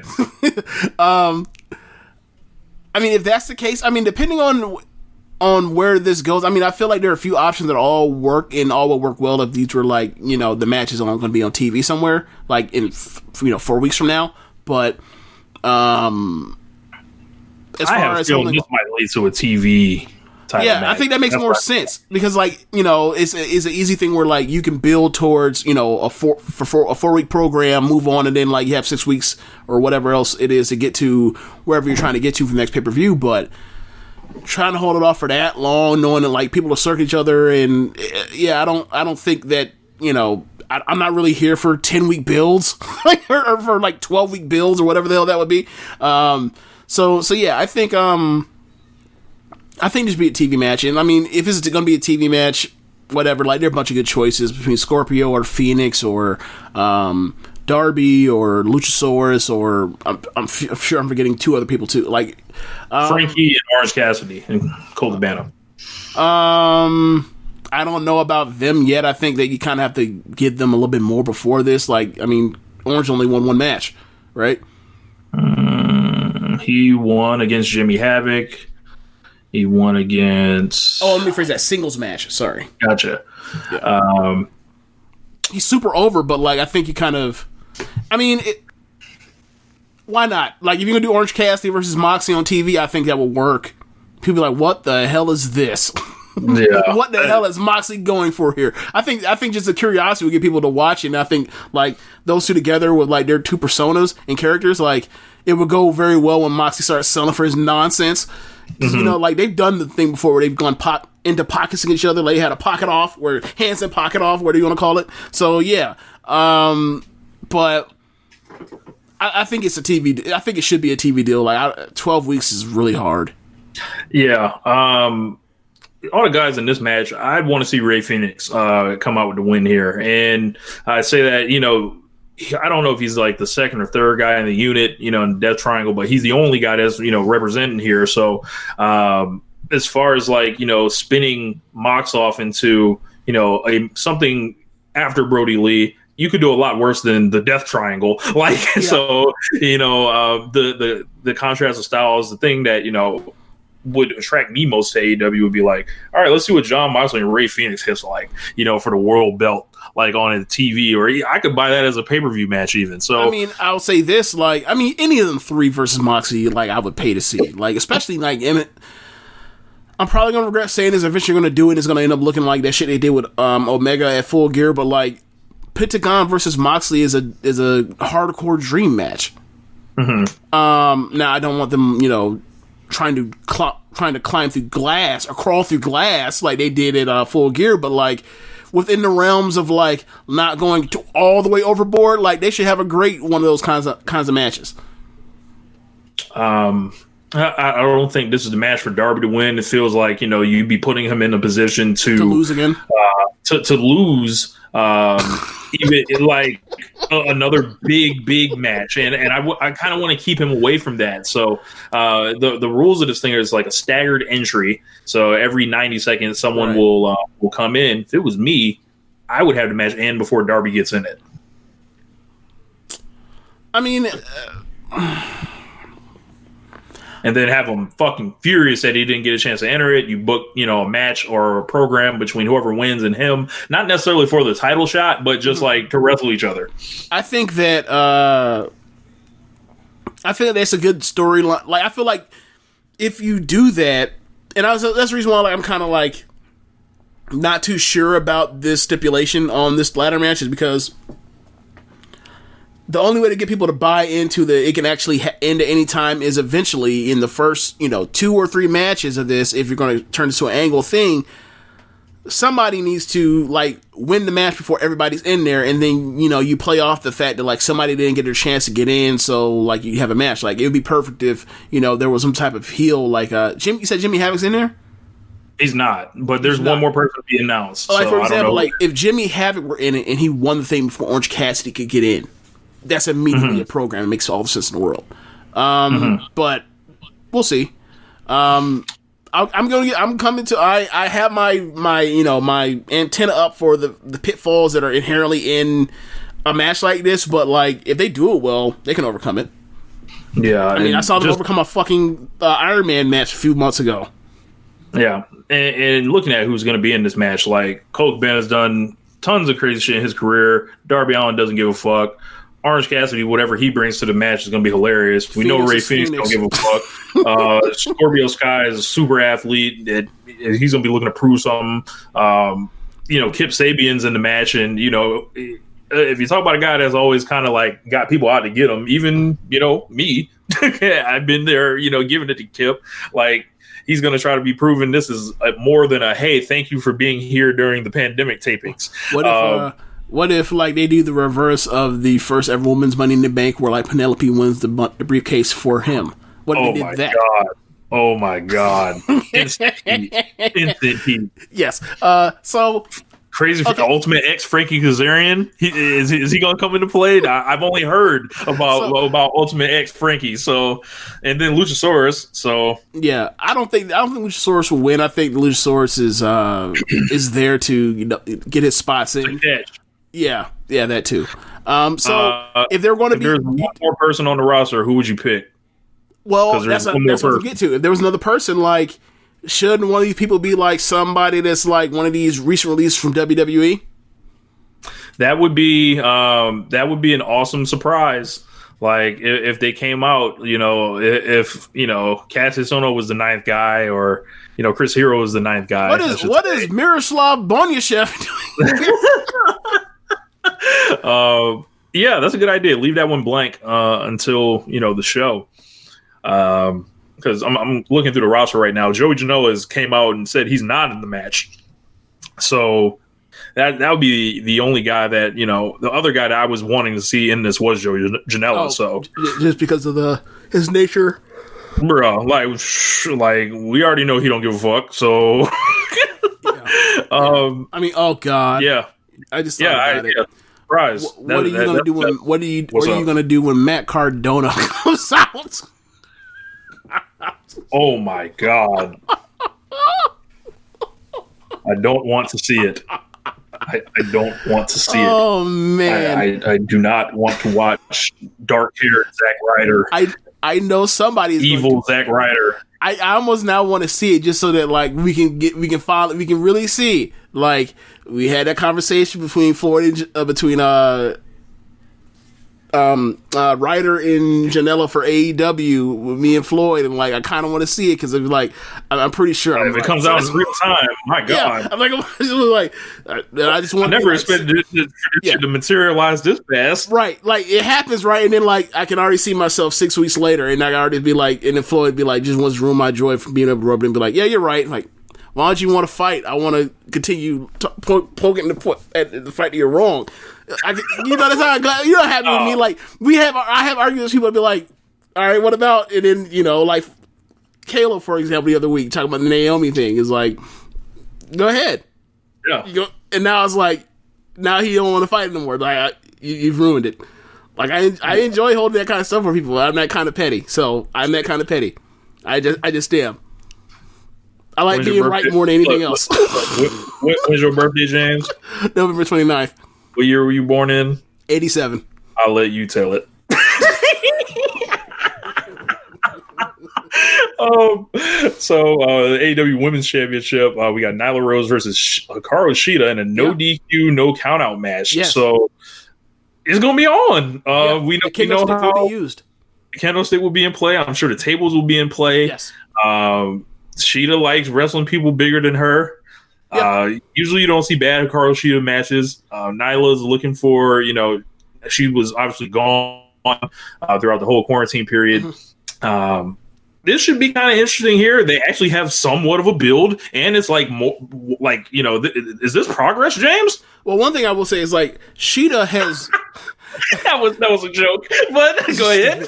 Shida has like Floyd had pointed this out, like, and this is the reason why I was like, wait, she's in another 4-way forward shot to get the title. So I'm like, she's beaten like everybody like a dozen times, and then Floyd was like, after trolling me, he goes like, yeah, she's won a title shot like 4 different times already. I was like, that's my point. Is like we have a very, very worthy contender. This might be like the most worthy contender we've ever had for the AEW Women's Championship. But like it's still so soon from when Nyla won it that I don't know what exactly you do. And then like then another part of it is like if she loses it, then like people are going to immediately start pointing to the fact that like she wasn't on those tapings. Mm-hmm. And like I don't know when the next time you'll be able to have somebody as hot as kayfabe or from a win-loss perspective as Hikaru is after like you already beaten Statlander and if you beat Shida, like, who would be next? Like, I don't know if you can bring Yuka Sakazaki in. Riho, does she still go here? Yeah, falling off the planet Earth. I don't know. Right, like the only logical answer after this, if I feel like whoever wins whatever else, like the next person needs to be Britt. Yeah, I think ideally you want to have Britt win it from a babyface, but right. I don't know how Britt and Nyla would go, so that would be the argument to get it on Shida so she can get it to Britt. They like to pretend that they don't do babyface and heel dynamics, so maybe their idea is like once she fights, if she fights Britt has so much heat, quote unquote, that like they'll just maneuver or kind of shine up the fact that like Nyla is a monster. And make her more of the baby face of the situation. Mm-hmm. I think that like if they do that in front of a crowd, like when the doctor is here to see you comes out, like and then get that pot and be like, "Oh, we've made a grave mistake." So I don't know if they want to do that. I don't know how they play this. Like, but Britt's next. Whatever they do, Britt needs to be next after this. It feels like Britt's next, but it's almost like I would be careful if I was them, right? Doing it because correct, like and. Gotcha. It's a little bit of, do you remember when Roman Reigns first won the title? Pretty much the second that people started they gave him like one sustained pop, and Vince immediately was like, yes, we're just going to crown him now. Mm-hmm. And that ultimately kind of like wasn't the answer, right? Gotcha. Now that Britt is kind of like, you know, regained her goodwill and kind of become, you know, somewhat a star in a sense, I just think you make sure you go slow so you don't lose that. It's so funny. We're talking about this for a heel. Like, right. We're treating like she's a baby face. Well, I'm talking about, well, there's that. And then, you know, there's because the calls for Britt Baker to disappear off the earth are no longer here like they were when she was a babyface. So what I'm talking about is like meta. It's not the actual storyline. Right. So and AEW's pretty good at like figuring out with their crowd, you know, what's up with their crowd. Yeah. So if it's me, I'm waiting on Britt till like the end of the summer or Full Gear. Sounds about right. And then like, and she's been, you know, showing that she doesn't even have to wrestle to like, you know, necessarily remain over. So, we'll roll that into Baker and Statlander. Who do we have here? I'm going to take Nyla. And, you know, because I feel like they want to give that belt some stability as well as show her spot. I didn't even think about that with her. Like, you know, if she lost the belt immediately, she's a great, dependable wrestler. She can win the belt at any time, I think. Yeah. I think... Yeah, I think I would keep it on Nyla. I don't know who you get up out of the babyface bullpen after you get past Sheeta, but they'll have time. Like, I think you might want to pull up Big Swole. You might want Swole since quarantine. Crohn's disease. Wow. So I don't know if she's coming outside like that. Gotcha. Maybe you dust Shanna off, who can is she in roll the country? in there. I believe she lives in Tampa. I believe. Okay. So, Anna Jay? Nah. But I'm trying to think of people like who would be next, because B. Priestley's trying to get back in the country, but you know how that is. So if she comes here, it would only be for AEW, and then where would she go? Like, yeah. I mean, she's over there with Will, and they're in the UK right now. Yeah. So they have to figure something out. Maybe they call Riho back. That would make sense. Yeah. Hell, have Riho end up winning that bitch back, and then oh my god, then you had a doctor, you know, do her deal there. Oh man, I don't think I'd make Riho. I don't know. Like, I mean, they're in a better spot than they were a few weeks ago. Or not a few weeks ago, but like they're in a better spot as far as like Britt is like the biggest star they've ever had in the division. Even bigger than, in my opinion, Riho was at the time. Like, I'm pretty sure like Meltzer has some data to either shout that down or back it up. But like, as far as like, let me rephrase that, like the most intriguing character they've had in the division has been Britt. And I mean, I'm not in any rush to get it onto her. Right, because then she has to defend it, and then she has to like take on the role as the champion. And I don't know, maybe that's a different thing for her. Yeah. But I mean, either way, like Sheeta and Nyla, I think they're have a great match. So I'm we can always. I feel like they're gonna. I'm confident in 3 3/4. That's basically where I'm in on that. You know, we can always pull out Mel. Mel. Oh, it took you the second time to say her name for me to realize who the fuck you were talking about. I was like, Mel. I was like, wait, what? Who is Mel? Her. You know, she can stand face to face with Nyla Rose, right? Are we turning her baby face? Sure, why not? Luther's a baby face now. Are you serious? Yeah. Okay, good for. I don't know. Hey, Luther versus Jimmy Havoc was actually pretty decent. That's nice. See it. So we got Britt Baker. We got Britt Baker versus Chris Statlander. The other women's match, 2 women's matches on the show.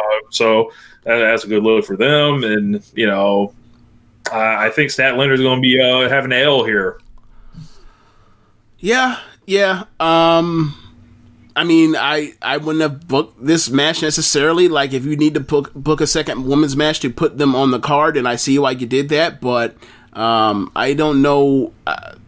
Stat's been gone for so long. Like that's the thing with this women's division. Like a lot of the women were gone for so long. The only people they really had to rely on was Sheeta and Britt. So it's like the answer for any of these right now is like the answer right now should be like Sheeta or Britt, but like that's not fair to the other women that just like cared about their health more than those two. You know what I'm saying? Like it's weird. So it's really weird. Yeah. So with Statlander, like they were clearly building for Britt Baker and Big Swole match at some point. Right. They definitely didn't ever happen. I'm married, baby. Yeah, so I don't know if that may have been here or not. So yeah, Chris feels like kind of a substitute here, but they heated it up with that. Them two pairing off in the Fatal 4-Way. She'd got the win. Yeah, Britt. Yeah, the doc. Never mind that. Rises again. Never mind that pinfall. I'm so mad.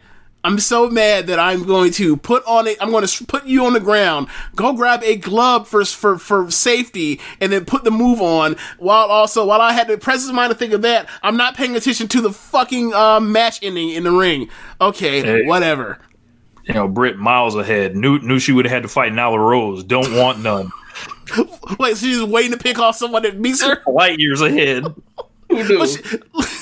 But her title match should be straight up. It's not no like cash in. Like if it was a cash in, it would make sense. No, I'm saying she knew she would have had to fight Nyla 1-on-1 had she won the match. No, my point is like, let's say if she were to quote unquote have a Money in the Bank, right? I can understand that logic. Be like, look, I don't want no smoke with her, but the person that survives beating her, I'm cashing on their ass. But like Britt ain't got no Money in the Bank briefcase. That's what I mean. I don't know, man. I don't know. We'll see. And then on the pre-show, there's Private Party versus Best Friends. Best Friends been quietly really good over last couple months.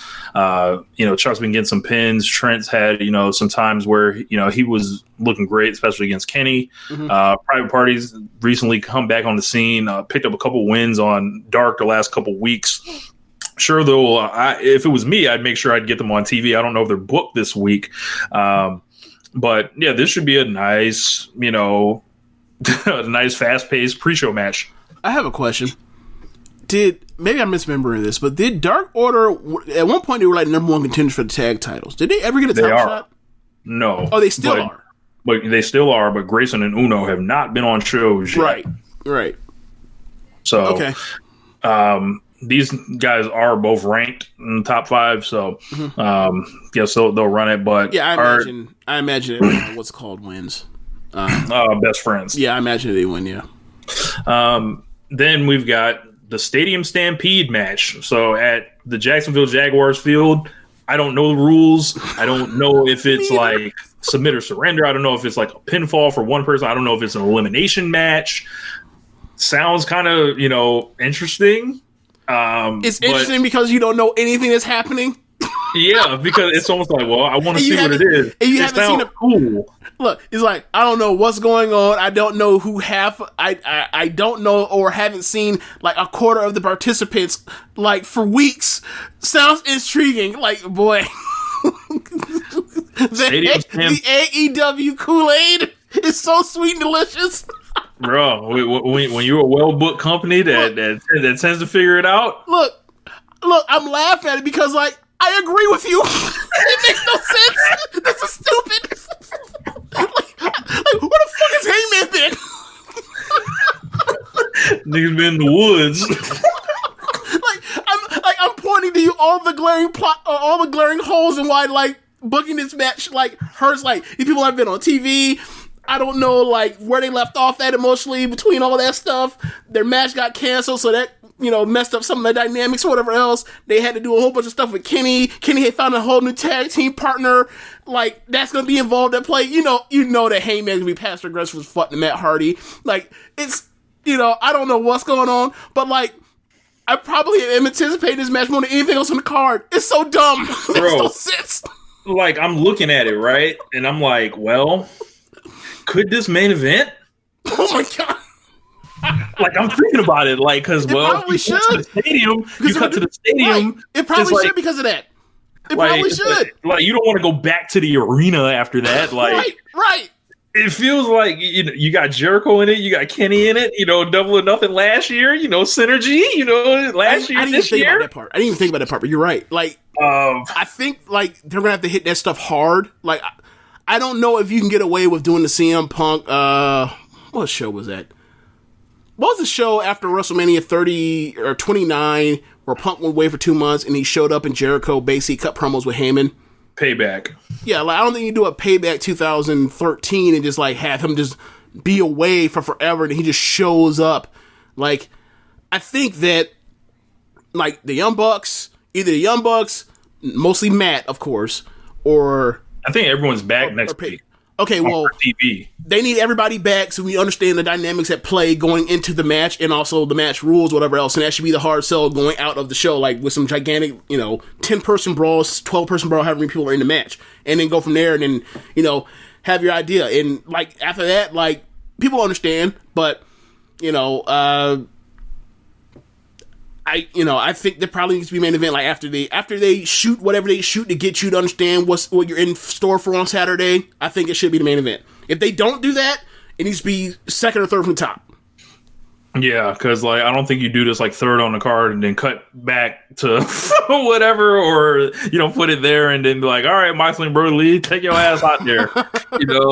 It feels kind of cold, gentlemen. Oh yeah, by the way, I'll take Mox. I don't know if we made a prediction there, but I think that goes without saying. Yeah, Moxley beats the WWE. But yeah, the Stadium Stampede.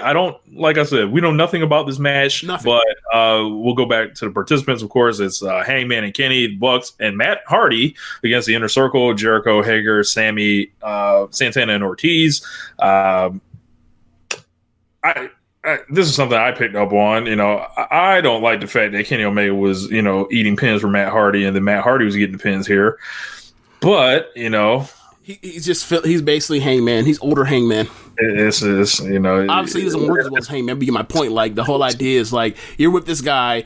This guy does most of the work, and then the other guy like swoops in and gets the wins or doesn't eat the pins because we're trying to push this dude or protect that dude. Yeah, it's amazing what they do. What they'll ask him to do, and he does it with a smile on his face. It's amazing. Look, do you think that they asked him, or do you think Kenny was like, "I'll lose. I don't care." Look, Kenny dumbass would be like, "Yeah, I'll lose. I'll lose any match you ask me to. I can't wait to put over Marco Stunt.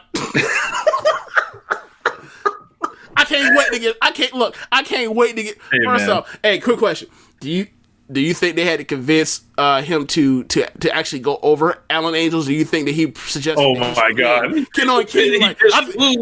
think he's good. I think we can make him something. I think I should put him over. No, Kenny, no. Okay, so fine. You got a point. You're right. Kenny probably be saying dumb shit, and they'd be telling him no. He'd be like, "You're right. I shouldn't have done that. I shouldn't have suggested that." I'm glad you brought Alan Eagles up because Alan Eagles. No, this is we'll talk about that also. Okay, this is nothing but proof that Kenny Omega was right. Alan Eagles wrestled against Ray Phoenix on Dark, and it was awesome. And it looks like that man's found money, like at maybe 22 years old or whatever. Okay, and then he has a match this week on Tuesday against Sammy Guevara. So they're clearly pairing him with all these dudes that can work or whatever. Right. So Kenny Omega was right, y'all. Ryan Satin. All right, now you want to talk about Pineapple Pete and Jericho? Sure. It was fucking awesome. Oh my God. Everything. All right. Even from like the promos or whatever, Pineapple Pete, Suge D cut, is a good talker, and, his promos kind of felt like real in a sense. Came off the street, been on the indies for forever, and ultimately I'm about to start praising Chris Jericho. So this guy, Chris Jericho, he just proves why he's a super duper Hall of Famer once again.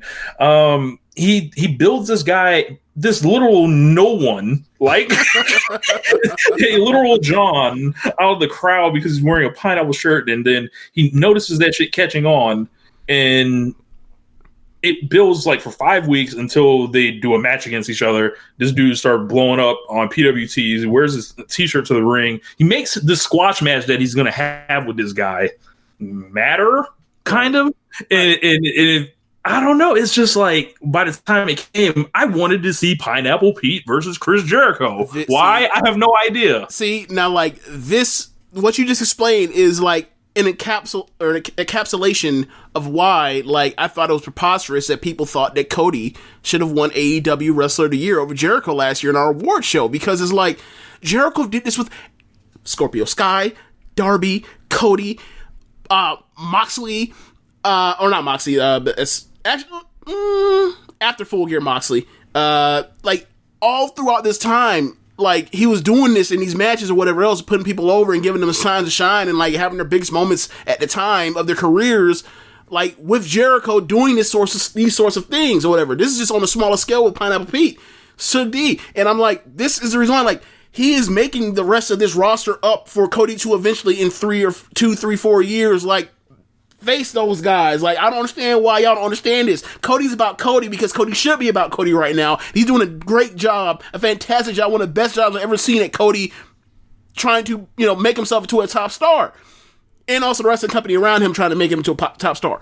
However, Jericho's already there, and Jericho is out here trying to, like, raise the floor. I don't understand why you don't understand. He's raising the floor and giving these people credibility. And he's making the universe, quote unquote, more credible with these people that you don't know. But like, oh, I remember, I like him now because he did this with this person that, you know, that's a legend. That's why I couldn't understand why people were like, didn't get that. Yeah. It was like, yeah. There's no knock against Cody. It's just like, Cody is right now, his only job is to score. Jericho's job is to score, facilitate, play defense, you know what I'm saying? Set picks, you know what I'm saying? His whole job was do everything. Win games. Well, of course, win games. Of course, he was out here winning them games, of course. Yeah. And then by the time, you know, he knocks True D out with the juice effect, it's like, it's perfect. It's like, True D fired up, and then he caught the fucking, like, the moving wrestling that no one kicks out of, and he's done, and it's like, oh, this makes perfect sense. Like, he hurt the former world champion, the legend of the promotion, and then at the end he got caught with a move. Yeah. Yeah. It's just Jericho's fucking great. Right. and I, you know, I wouldn't put it past Jericho to hear, you know, some of the noise about, you know, black wrestlers in AEW. I wouldn't put it past Jericho to be like, well, I want to work with that guy. You know, I thought you were going to say that you weren't going to put a pass on it. Like, he heard the Ryan Sand shit with Kenny. It was like, all right, watch me. I'll let you take that. Watch me sell for this dude for like 30 seconds, and then watch me, you know, get him out of here. And then, like, I basically have, you know, a 30 or like a 1 minute or 2 minute version of the 6 minute match with Eagles. Mm-hmm. Where I, you know, give up, where I actually, like, you know, have less offense than percentage wise than Omega did. Sure, Dean dominated 95% of that match, James. Right. Amazing. I can't believe Chris Jericho's star power isn't ruined. Yeah. His ability to draw has not waned. Yes. You know, he's circling the drain right now as we speak. Well, those are all the matches that are announced, unless they added anything else. Yeah. AEW has been pretty tight pay-per-view wise about like not going into double digits on their shows. So right. Maybe there's one more match. I'm not sure, but I think they could use another work rate match personally. I don't know who it would be, but yeah. I mean, they have a lot more people at their disposal now when they got, you know, the LA guys are coming back in, or really the Young Bucks come back in, and the New York guys have came back in recently, but like, you know, I don't think we will be, you know, at full tilt, pun intended, until we get Pac back. I miss Pac. I like to get the Death Triangle in the building. Can this promotion continue to run at a? How can they reach their peak without having the best wrestler in the world on the roster? Like, he's not the best wrestler in the world, but I call him the best in the world. I love watching Pac so much. He's fucking awesome. Anyway, I guess I thought you were going to talk about QT. I thought you were talking about QT. You know, I'm not talking about QT Marshall.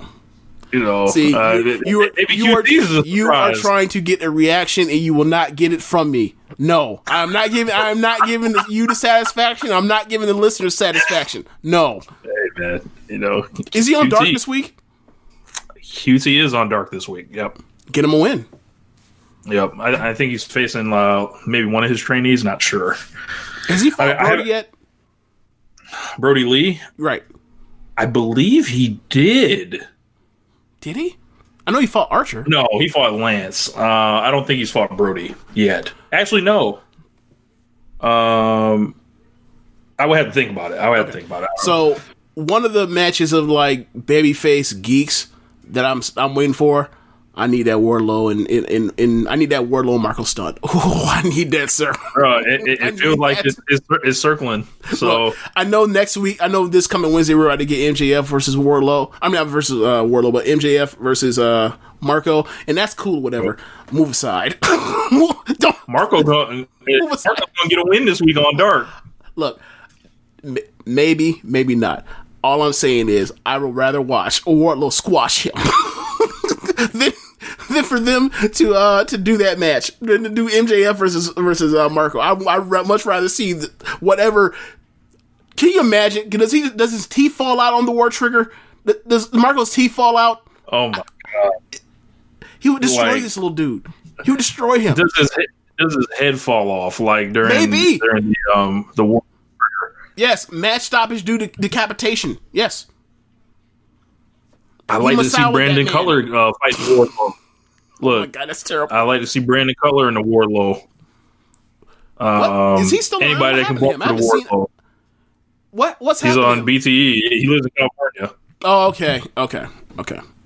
I think last time I saw him was when he got powerbombed through. He got powerbombed with the Young Bucks. Like, I think it's the last time I seen Brandon Cutler that I can remember.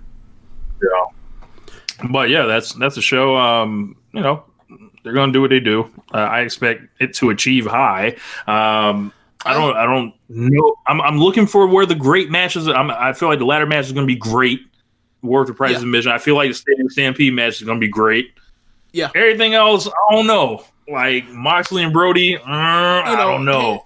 Yeah, it's one of those with Moxley where, like, given, you know, like, Moxley is great, but it's one of those matches where, like, you don't know until you see the match, and, like, depending on how the match goes, like, it could be like, oh, we should have known this, or it's like, well, it just didn't work out. Like, yeah, so, NXT. I'm gonna go because we're at an hour and 57 minutes. I'll go through NXT pretty fast.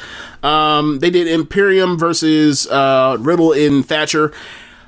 Match is very good. What they did was with Thatcher is the first time Thatcher came out to be the guest opponent or guest teammate of Riddle's on behalf of Pete Dunne. He asked for the fist bump. Thatcher no soul didn't just walk by. They, you know, I don't remember the previous times did they ever do the fist bump, but like this time, no fist bump. Then all of a sudden, Riddle, he does his, you know, thing with the flip flops, and one of the flip flops ends up hitting Thatcher. Thatcher's very annoyed. They're having the match. Thatcher starts. This is the best I've seen. This episode is the best I've ever seen Thatcher in the ring. That's not saying much. I've only seen it for like a month, but like after after that first match they had, when it was Undisputed Era, and it looked like they were just all out of sync. Like now I see like, oh yeah, Thatcher's real. But starts the match up with Thatcher. Thatcher ends up tagging in, or tries to tag out, but I think Bartel like clears Riddle off the ring, so he's fighting with Bartel. So he goes to tag and he's not there, so he's pissed. So Thatcher's pissed. So Riddle gets back, finally gets in. He's kicking ass, normal Riddle, and then all of a sudden he's working underneath, and they do a bunch of hot tag spots, hot tags on hot tags on hot tag spots, trying to build towards his hot tag. He fails one last time, like the third time in a row, and like Thatcher turns his head in like disgust almost, and then somebody comes charging at Riddle. Riddle monkey flips him into the ropes into Thatcher. Thatcher falls to the floor, and he's pissed. Now he's flat out, instead of annoyed, he's flat out pissed. He goes, so we just get a chance for Riddle to come clear to get a hot tag. Thatcher doesn't get back up on her apron, and then he just leaves. And he just leaves Riddle to fight on his own.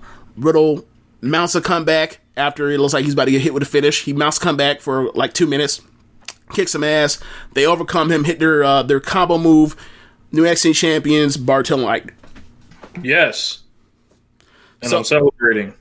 Because you've got to get Solo Riddle again? Correct. Matt Riddle, singles. Yeah, that's the thing with me. Like, keep in mind, like, they shot on this show, like, basically, like, a whole, like, probably, like, 6 weeks of programs, of stuff in, like, one episode. Looking at how many weeks would it have taken for it to play out? In NXT? No, I said if Tony Khan was booking it. Oh, that would have went a whole cycle. And if it was NXT, if it was normal NXT under like pre flight restrictions era, this would have went like a half a cycle. This one a half a cycle. Like they would have did that like 6 weeks out from Takeover. They would have lost the titles, and then they would have gone from there, and they would have had or actually maybe they would have lost like 2 weeks after a Takeover. Then eventually, like, they have the match, and then, like, they would have, ended in a disputed finish or whatever else, and then they'd be like, fuck that, we're 6 weeks out, I want a match at TakeOver or some shit like that. Anyway, so, I think that Eichner and Bartel right now, given in that, we can't be undisputed ever again. It just can't. It can't be undisputed ever again. Bro, like, I saw that post. WWE NXT's Twitter account put out 1,000 days of the undisputed era. I was like, it's time to wrap this shit up, bro.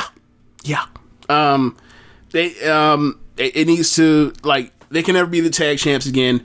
So like for them, like for Imperium, that's a good setup for it eventually when these flight restrictions come down, and like maybe Walter's the person to come be the person to take the belt off of Adam Cole or whatever else. Like, you already have the credibility of NXT Tag Team Champions already here with Eichner and Bartel.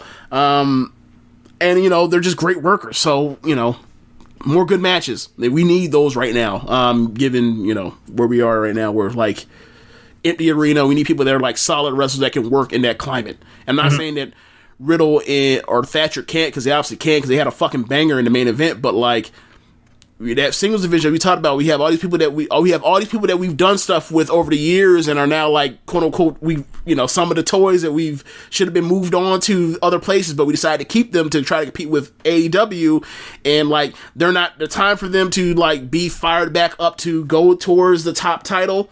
The Adam Cole's title is not there. Gargano, no. Not Cole, but Ciampa, no. Yeah. Balor had his shot. I think he can get another shot in maybe a month or so, but like not right now. No. Velveteen, too fast, and plus like he may be out here. Yeah. He might need to be fired in a couple of weeks for all we know. So yeah, there's Anyway, so I mean that only leaves the answer for one man, and Dexter Lumis. Oh my god, so what was the talk about? Why was there so much talk about Dexter Lumis this week? He wasn't even on the show this week. I don't know. Yeah, I heard a bunch of people talking shit about this. He wasn't even on the show this week. What? Anyway, so Tegan Nox and Indy Hartwell. Indy got the advantage early by overpowering like Tegan's stuff. Like she was going for like arm bars, and like Tegan would like no sell, flipping over like a big man, like just hold her in place and like try to lift her back up. She gets the advantage. Indy ends up like going for a springboard, and then Tegan just catches her out of the sky like she's fucking Kane, because the Lady Kane thing, and then choke slams her. I'm like, dude, I understand like. That's just corny. I'm sorry. It looked really okay. This is the first time it ever annoyed me, because like Indy is so much taller than Tegan that it's like it looked preposterous. It just did. Like, why would you be doing a choke slam? Like it doesn't make sense at all. I mean, obviously it's the trope of like we have stereotyped this move to like people that are tall, and you are just an average height sized woman. So it's like, nah, man, you need to say that Indy Hartwell should be choke slamming you. Like Raquel comes up. Go ahead. Like Rhea Ripley, or you said Raquel should be doing choke slams. Like like you ain't no monster. Stop this. So perpetrating. Yeah, but anyway, Morrow during the match, like, was trying to call her Captain Marvel of the NXT universe, and ended up saying Captain America, which is like even more hilarious because like she's not even American, she's Welsh. So, but anyway, Tegan winning the match with a shining was, it was a good match, but it just like it went short, like a lot of these matches have been going recently. Better than going too long, like especially with no fans, and especially in WWE with no fans. Look, as long as it's not cinematic wrestling, it should be fine. Okay, so they ended up recapping last week's bullshit women's title match, and then they showed a pre-tape of Rhea doing this interview. She said that WrestleMania didn't quite go her way. Charlotte winning the title sickened her. She mentioned that EO couldn't even get the job done, even though Charlotte, took the easy way out and took a fucking DQ. What job was supposed to be done was opts out, whatever. She said that she should be the person to bring the title back into NXT. She said if EO wants to get in her way, then so be it, because she'll beat her for it. And she says that hold on. She says that she's not finished yet with Charlotte. Go ahead. You know what they really wanted to book? They wanted to book Rhea screwing EO and then have them fight. And then, but Rhea's a babyface, so they had to wait until Charlotte did it. I don't know what they're doing. Like, all I know, Charlotte poison. That's what's going on. Charlotte's on 3 shows now, James. She's on Raw and SmackDown now, and NXT. I don't know last time she was on Raw, to be honest with you. I don't know. But what I will say is, like, for a program with 3 people, it seems like you have 3 heels. I don't think I've ever heard of a 3-way heel program. I don't think I've ever heard of such a thing. I don't know. Like, maybe if EO was in front of a crowd right now, like, they would have adjusted, because obviously, like, no one's ever booed her before, even when she was a heel. But, like, if they had cut this promo in front of NXT fans, they would have turned on Rhea. They have no guidance on how to gauge this, but like they're I don't know what they're doing. Anyway, so they go backstage. Do you think that they would be on the ABC program to anybody but Charlotte? Yeah, I mean, they were doing that with them when Bianca was still there. They were like, you don't go here, go away. Like, they were chanting that stuff to her, and she was like, because she has years of experience of people like, because one, Charlotte's a great heel when she's actually designed to be a heel now at this point, promo-wise, where she can control the crowd and whatnot, that she, like, killed them and they shut the fuck up after they said that stuff. But it's like,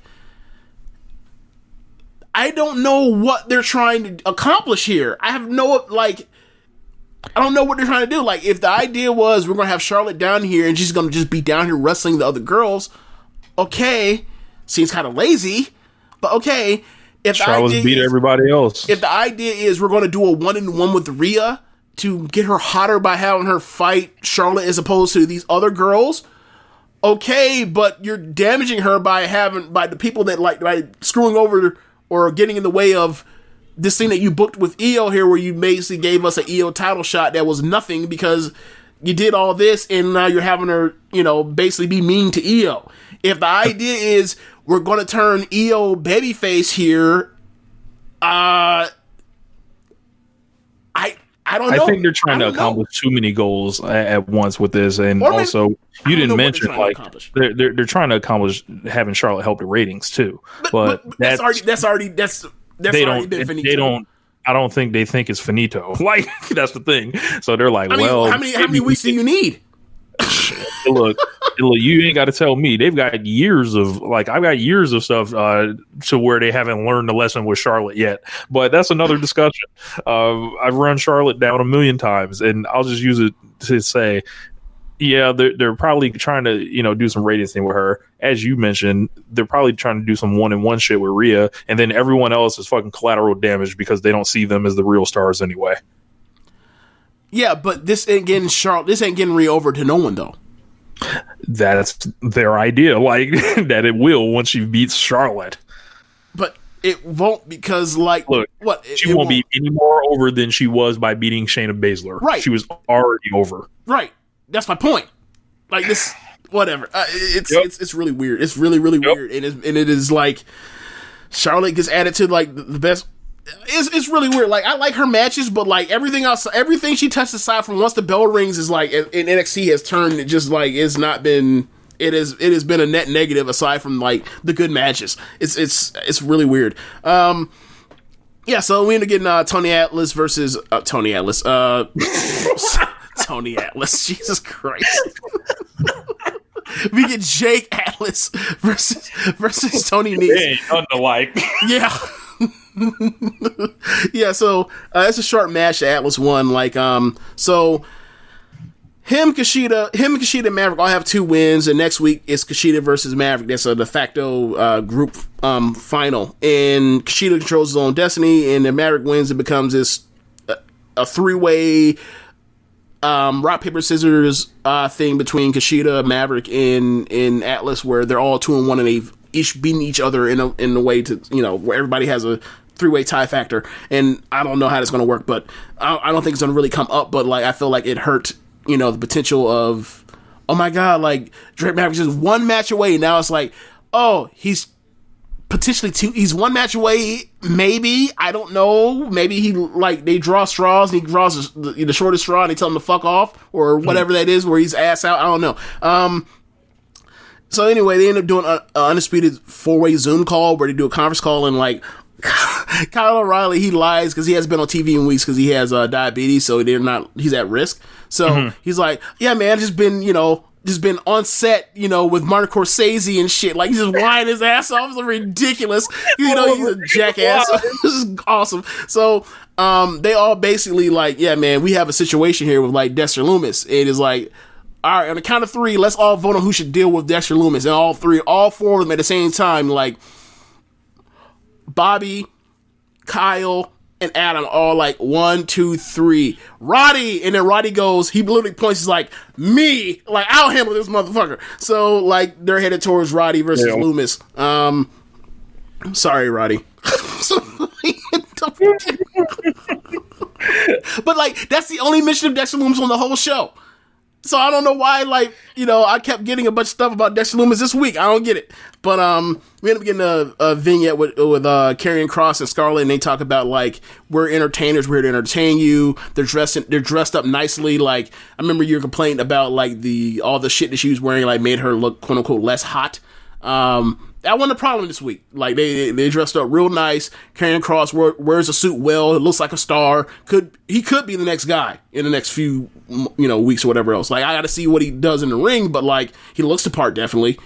You know, he appears to be able to talk well. Then they showed this video package with Dakota and Raquel. All they did was like recap Dakota's run, like, on the comeback from her blowing out her knee to now, and it's like, was this recorded like back in November and they just aired it now? Because like, it's all the same shit from after she turned heel on the women's babyface side at War Games.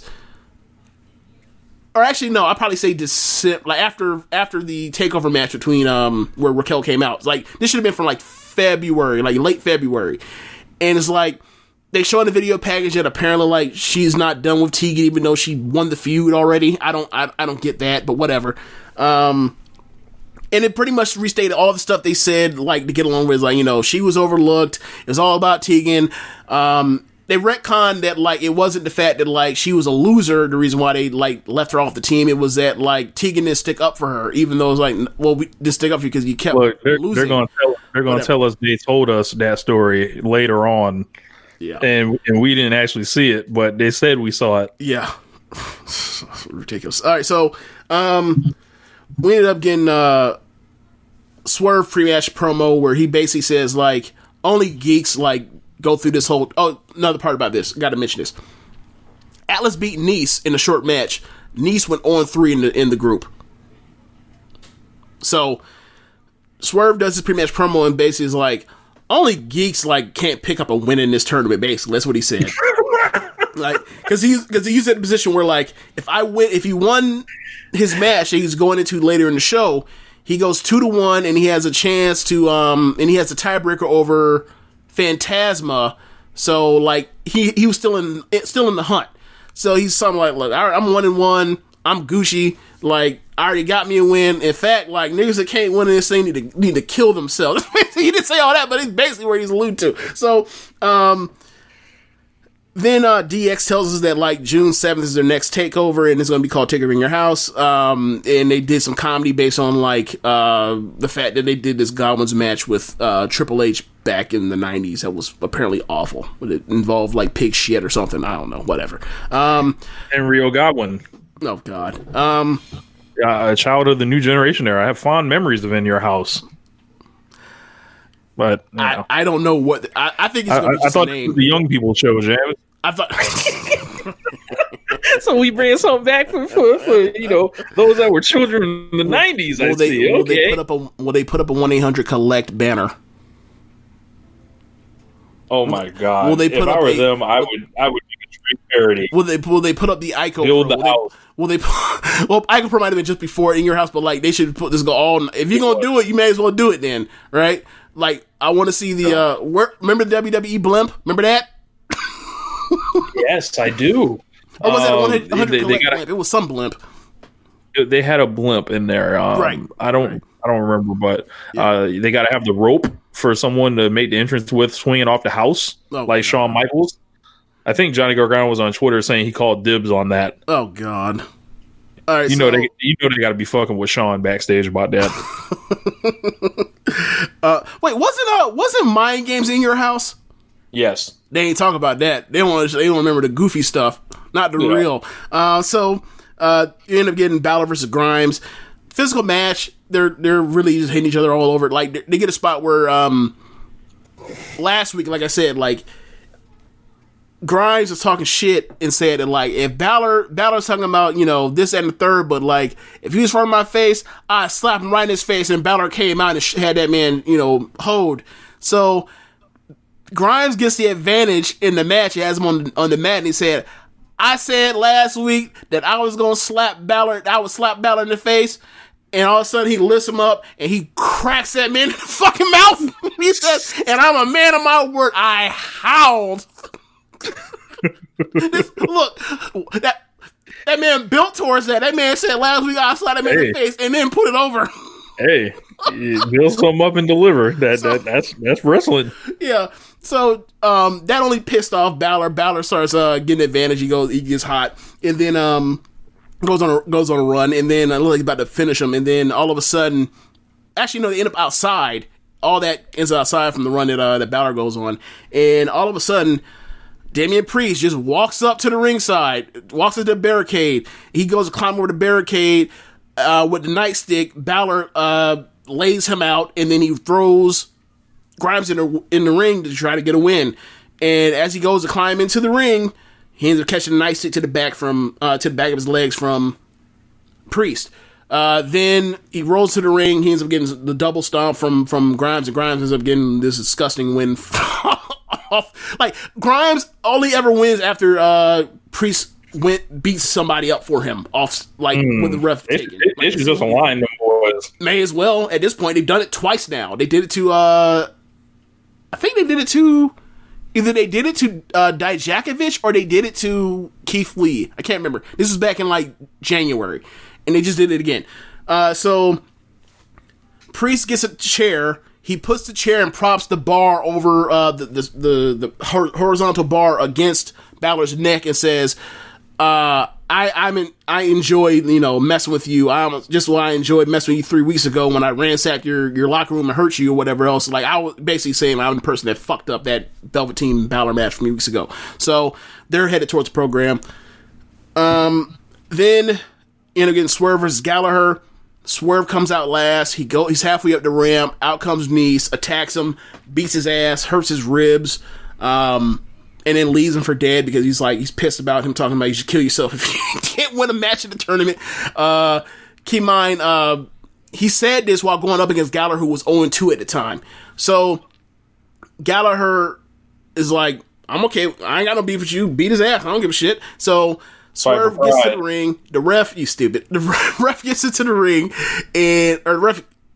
Swerve gets in the ring. The ref's like, can you continue? Swerve fights underneath the whole match, selling his bad ribs throughout, like has trouble trying to power out through stuff, try to suplex and stuff over and over and over. He ends up getting overcame by Gallagher. Gallagher wins, so those two both end up 1 and 2 in the tournament. The Group B final for that is Phantasma versus Tozawa.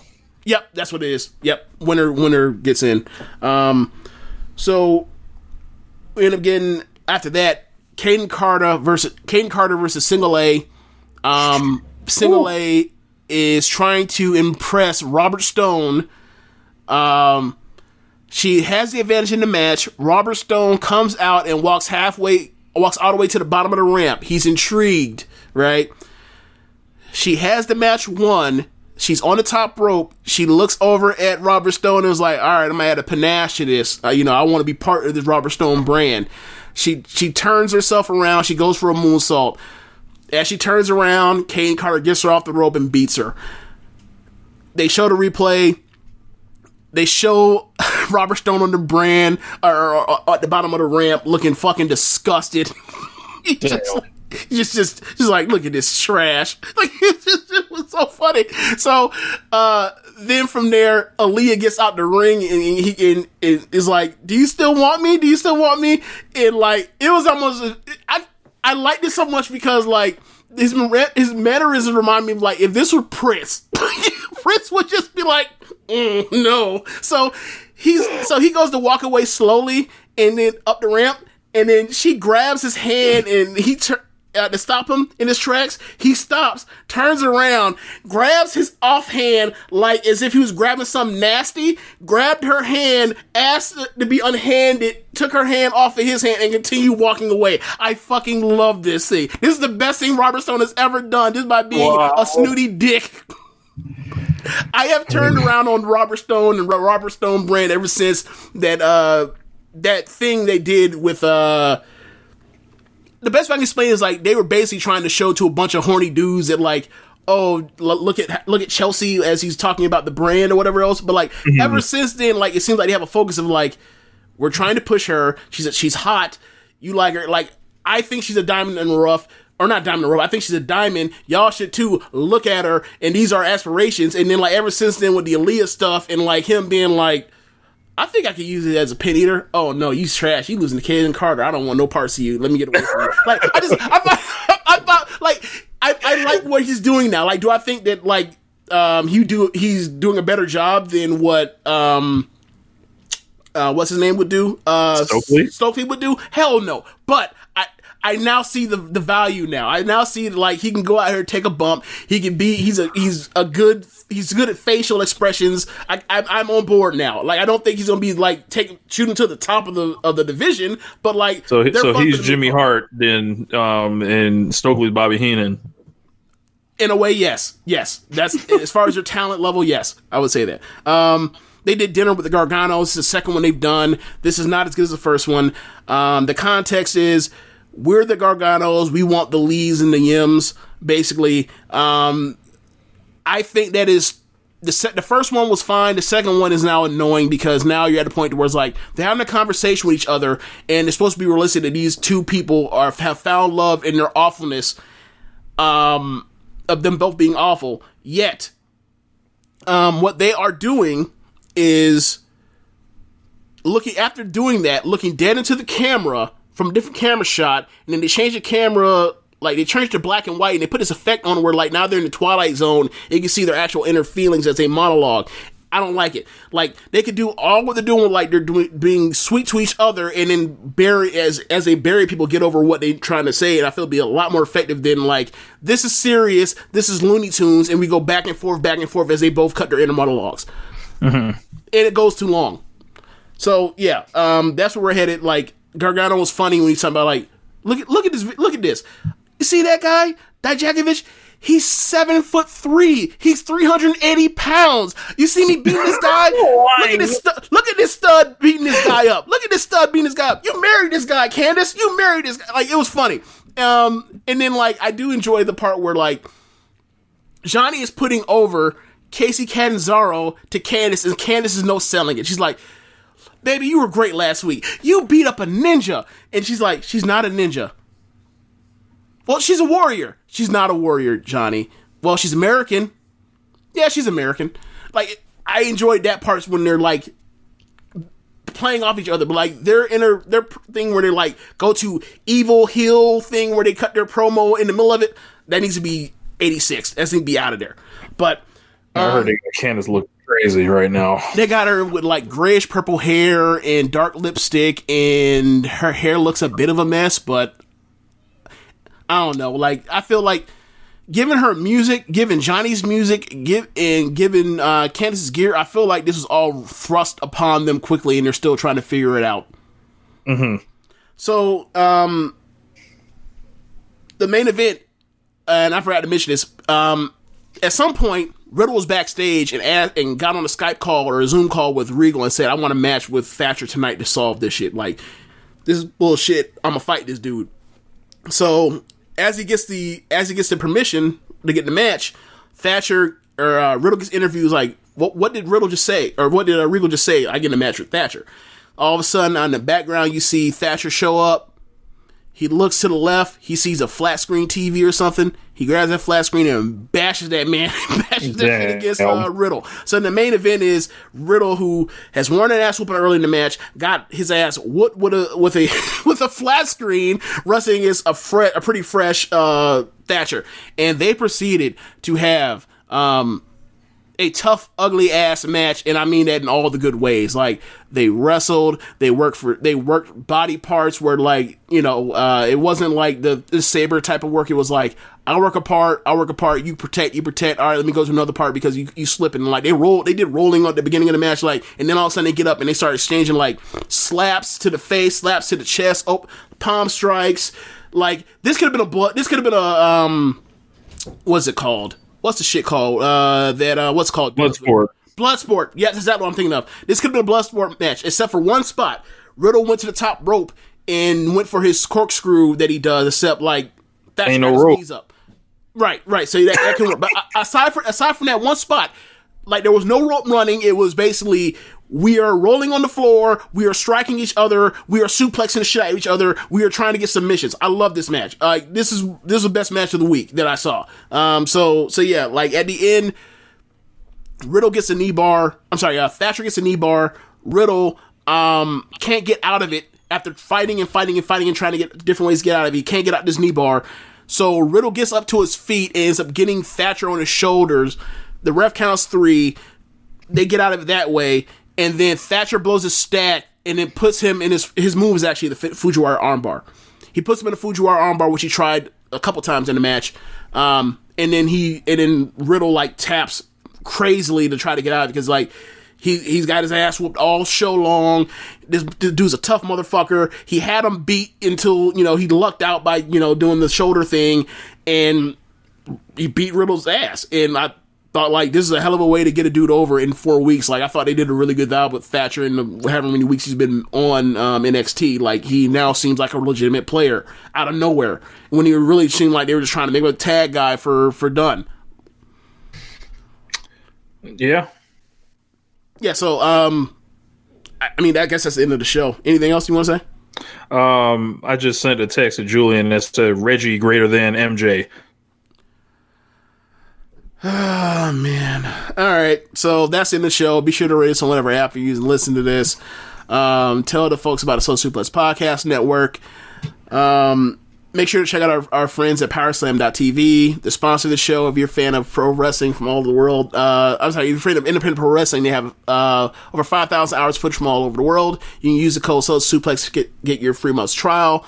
Also, check us out at ProWrestlingTees.com/Social Suplex and pick up some official Social Suplex Podcast Network merchandise. Also, check out the Patreon. Rich, what is the info on the Patreon?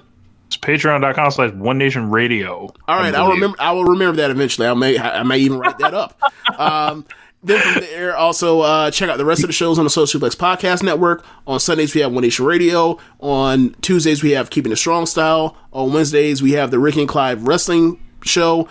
Every other Wednesday, we have Roman Watch This Shit. On Friday, we have Get in the Ring. And on Saturday, we have All Things Elite. Thanks for listening. Later. Peace.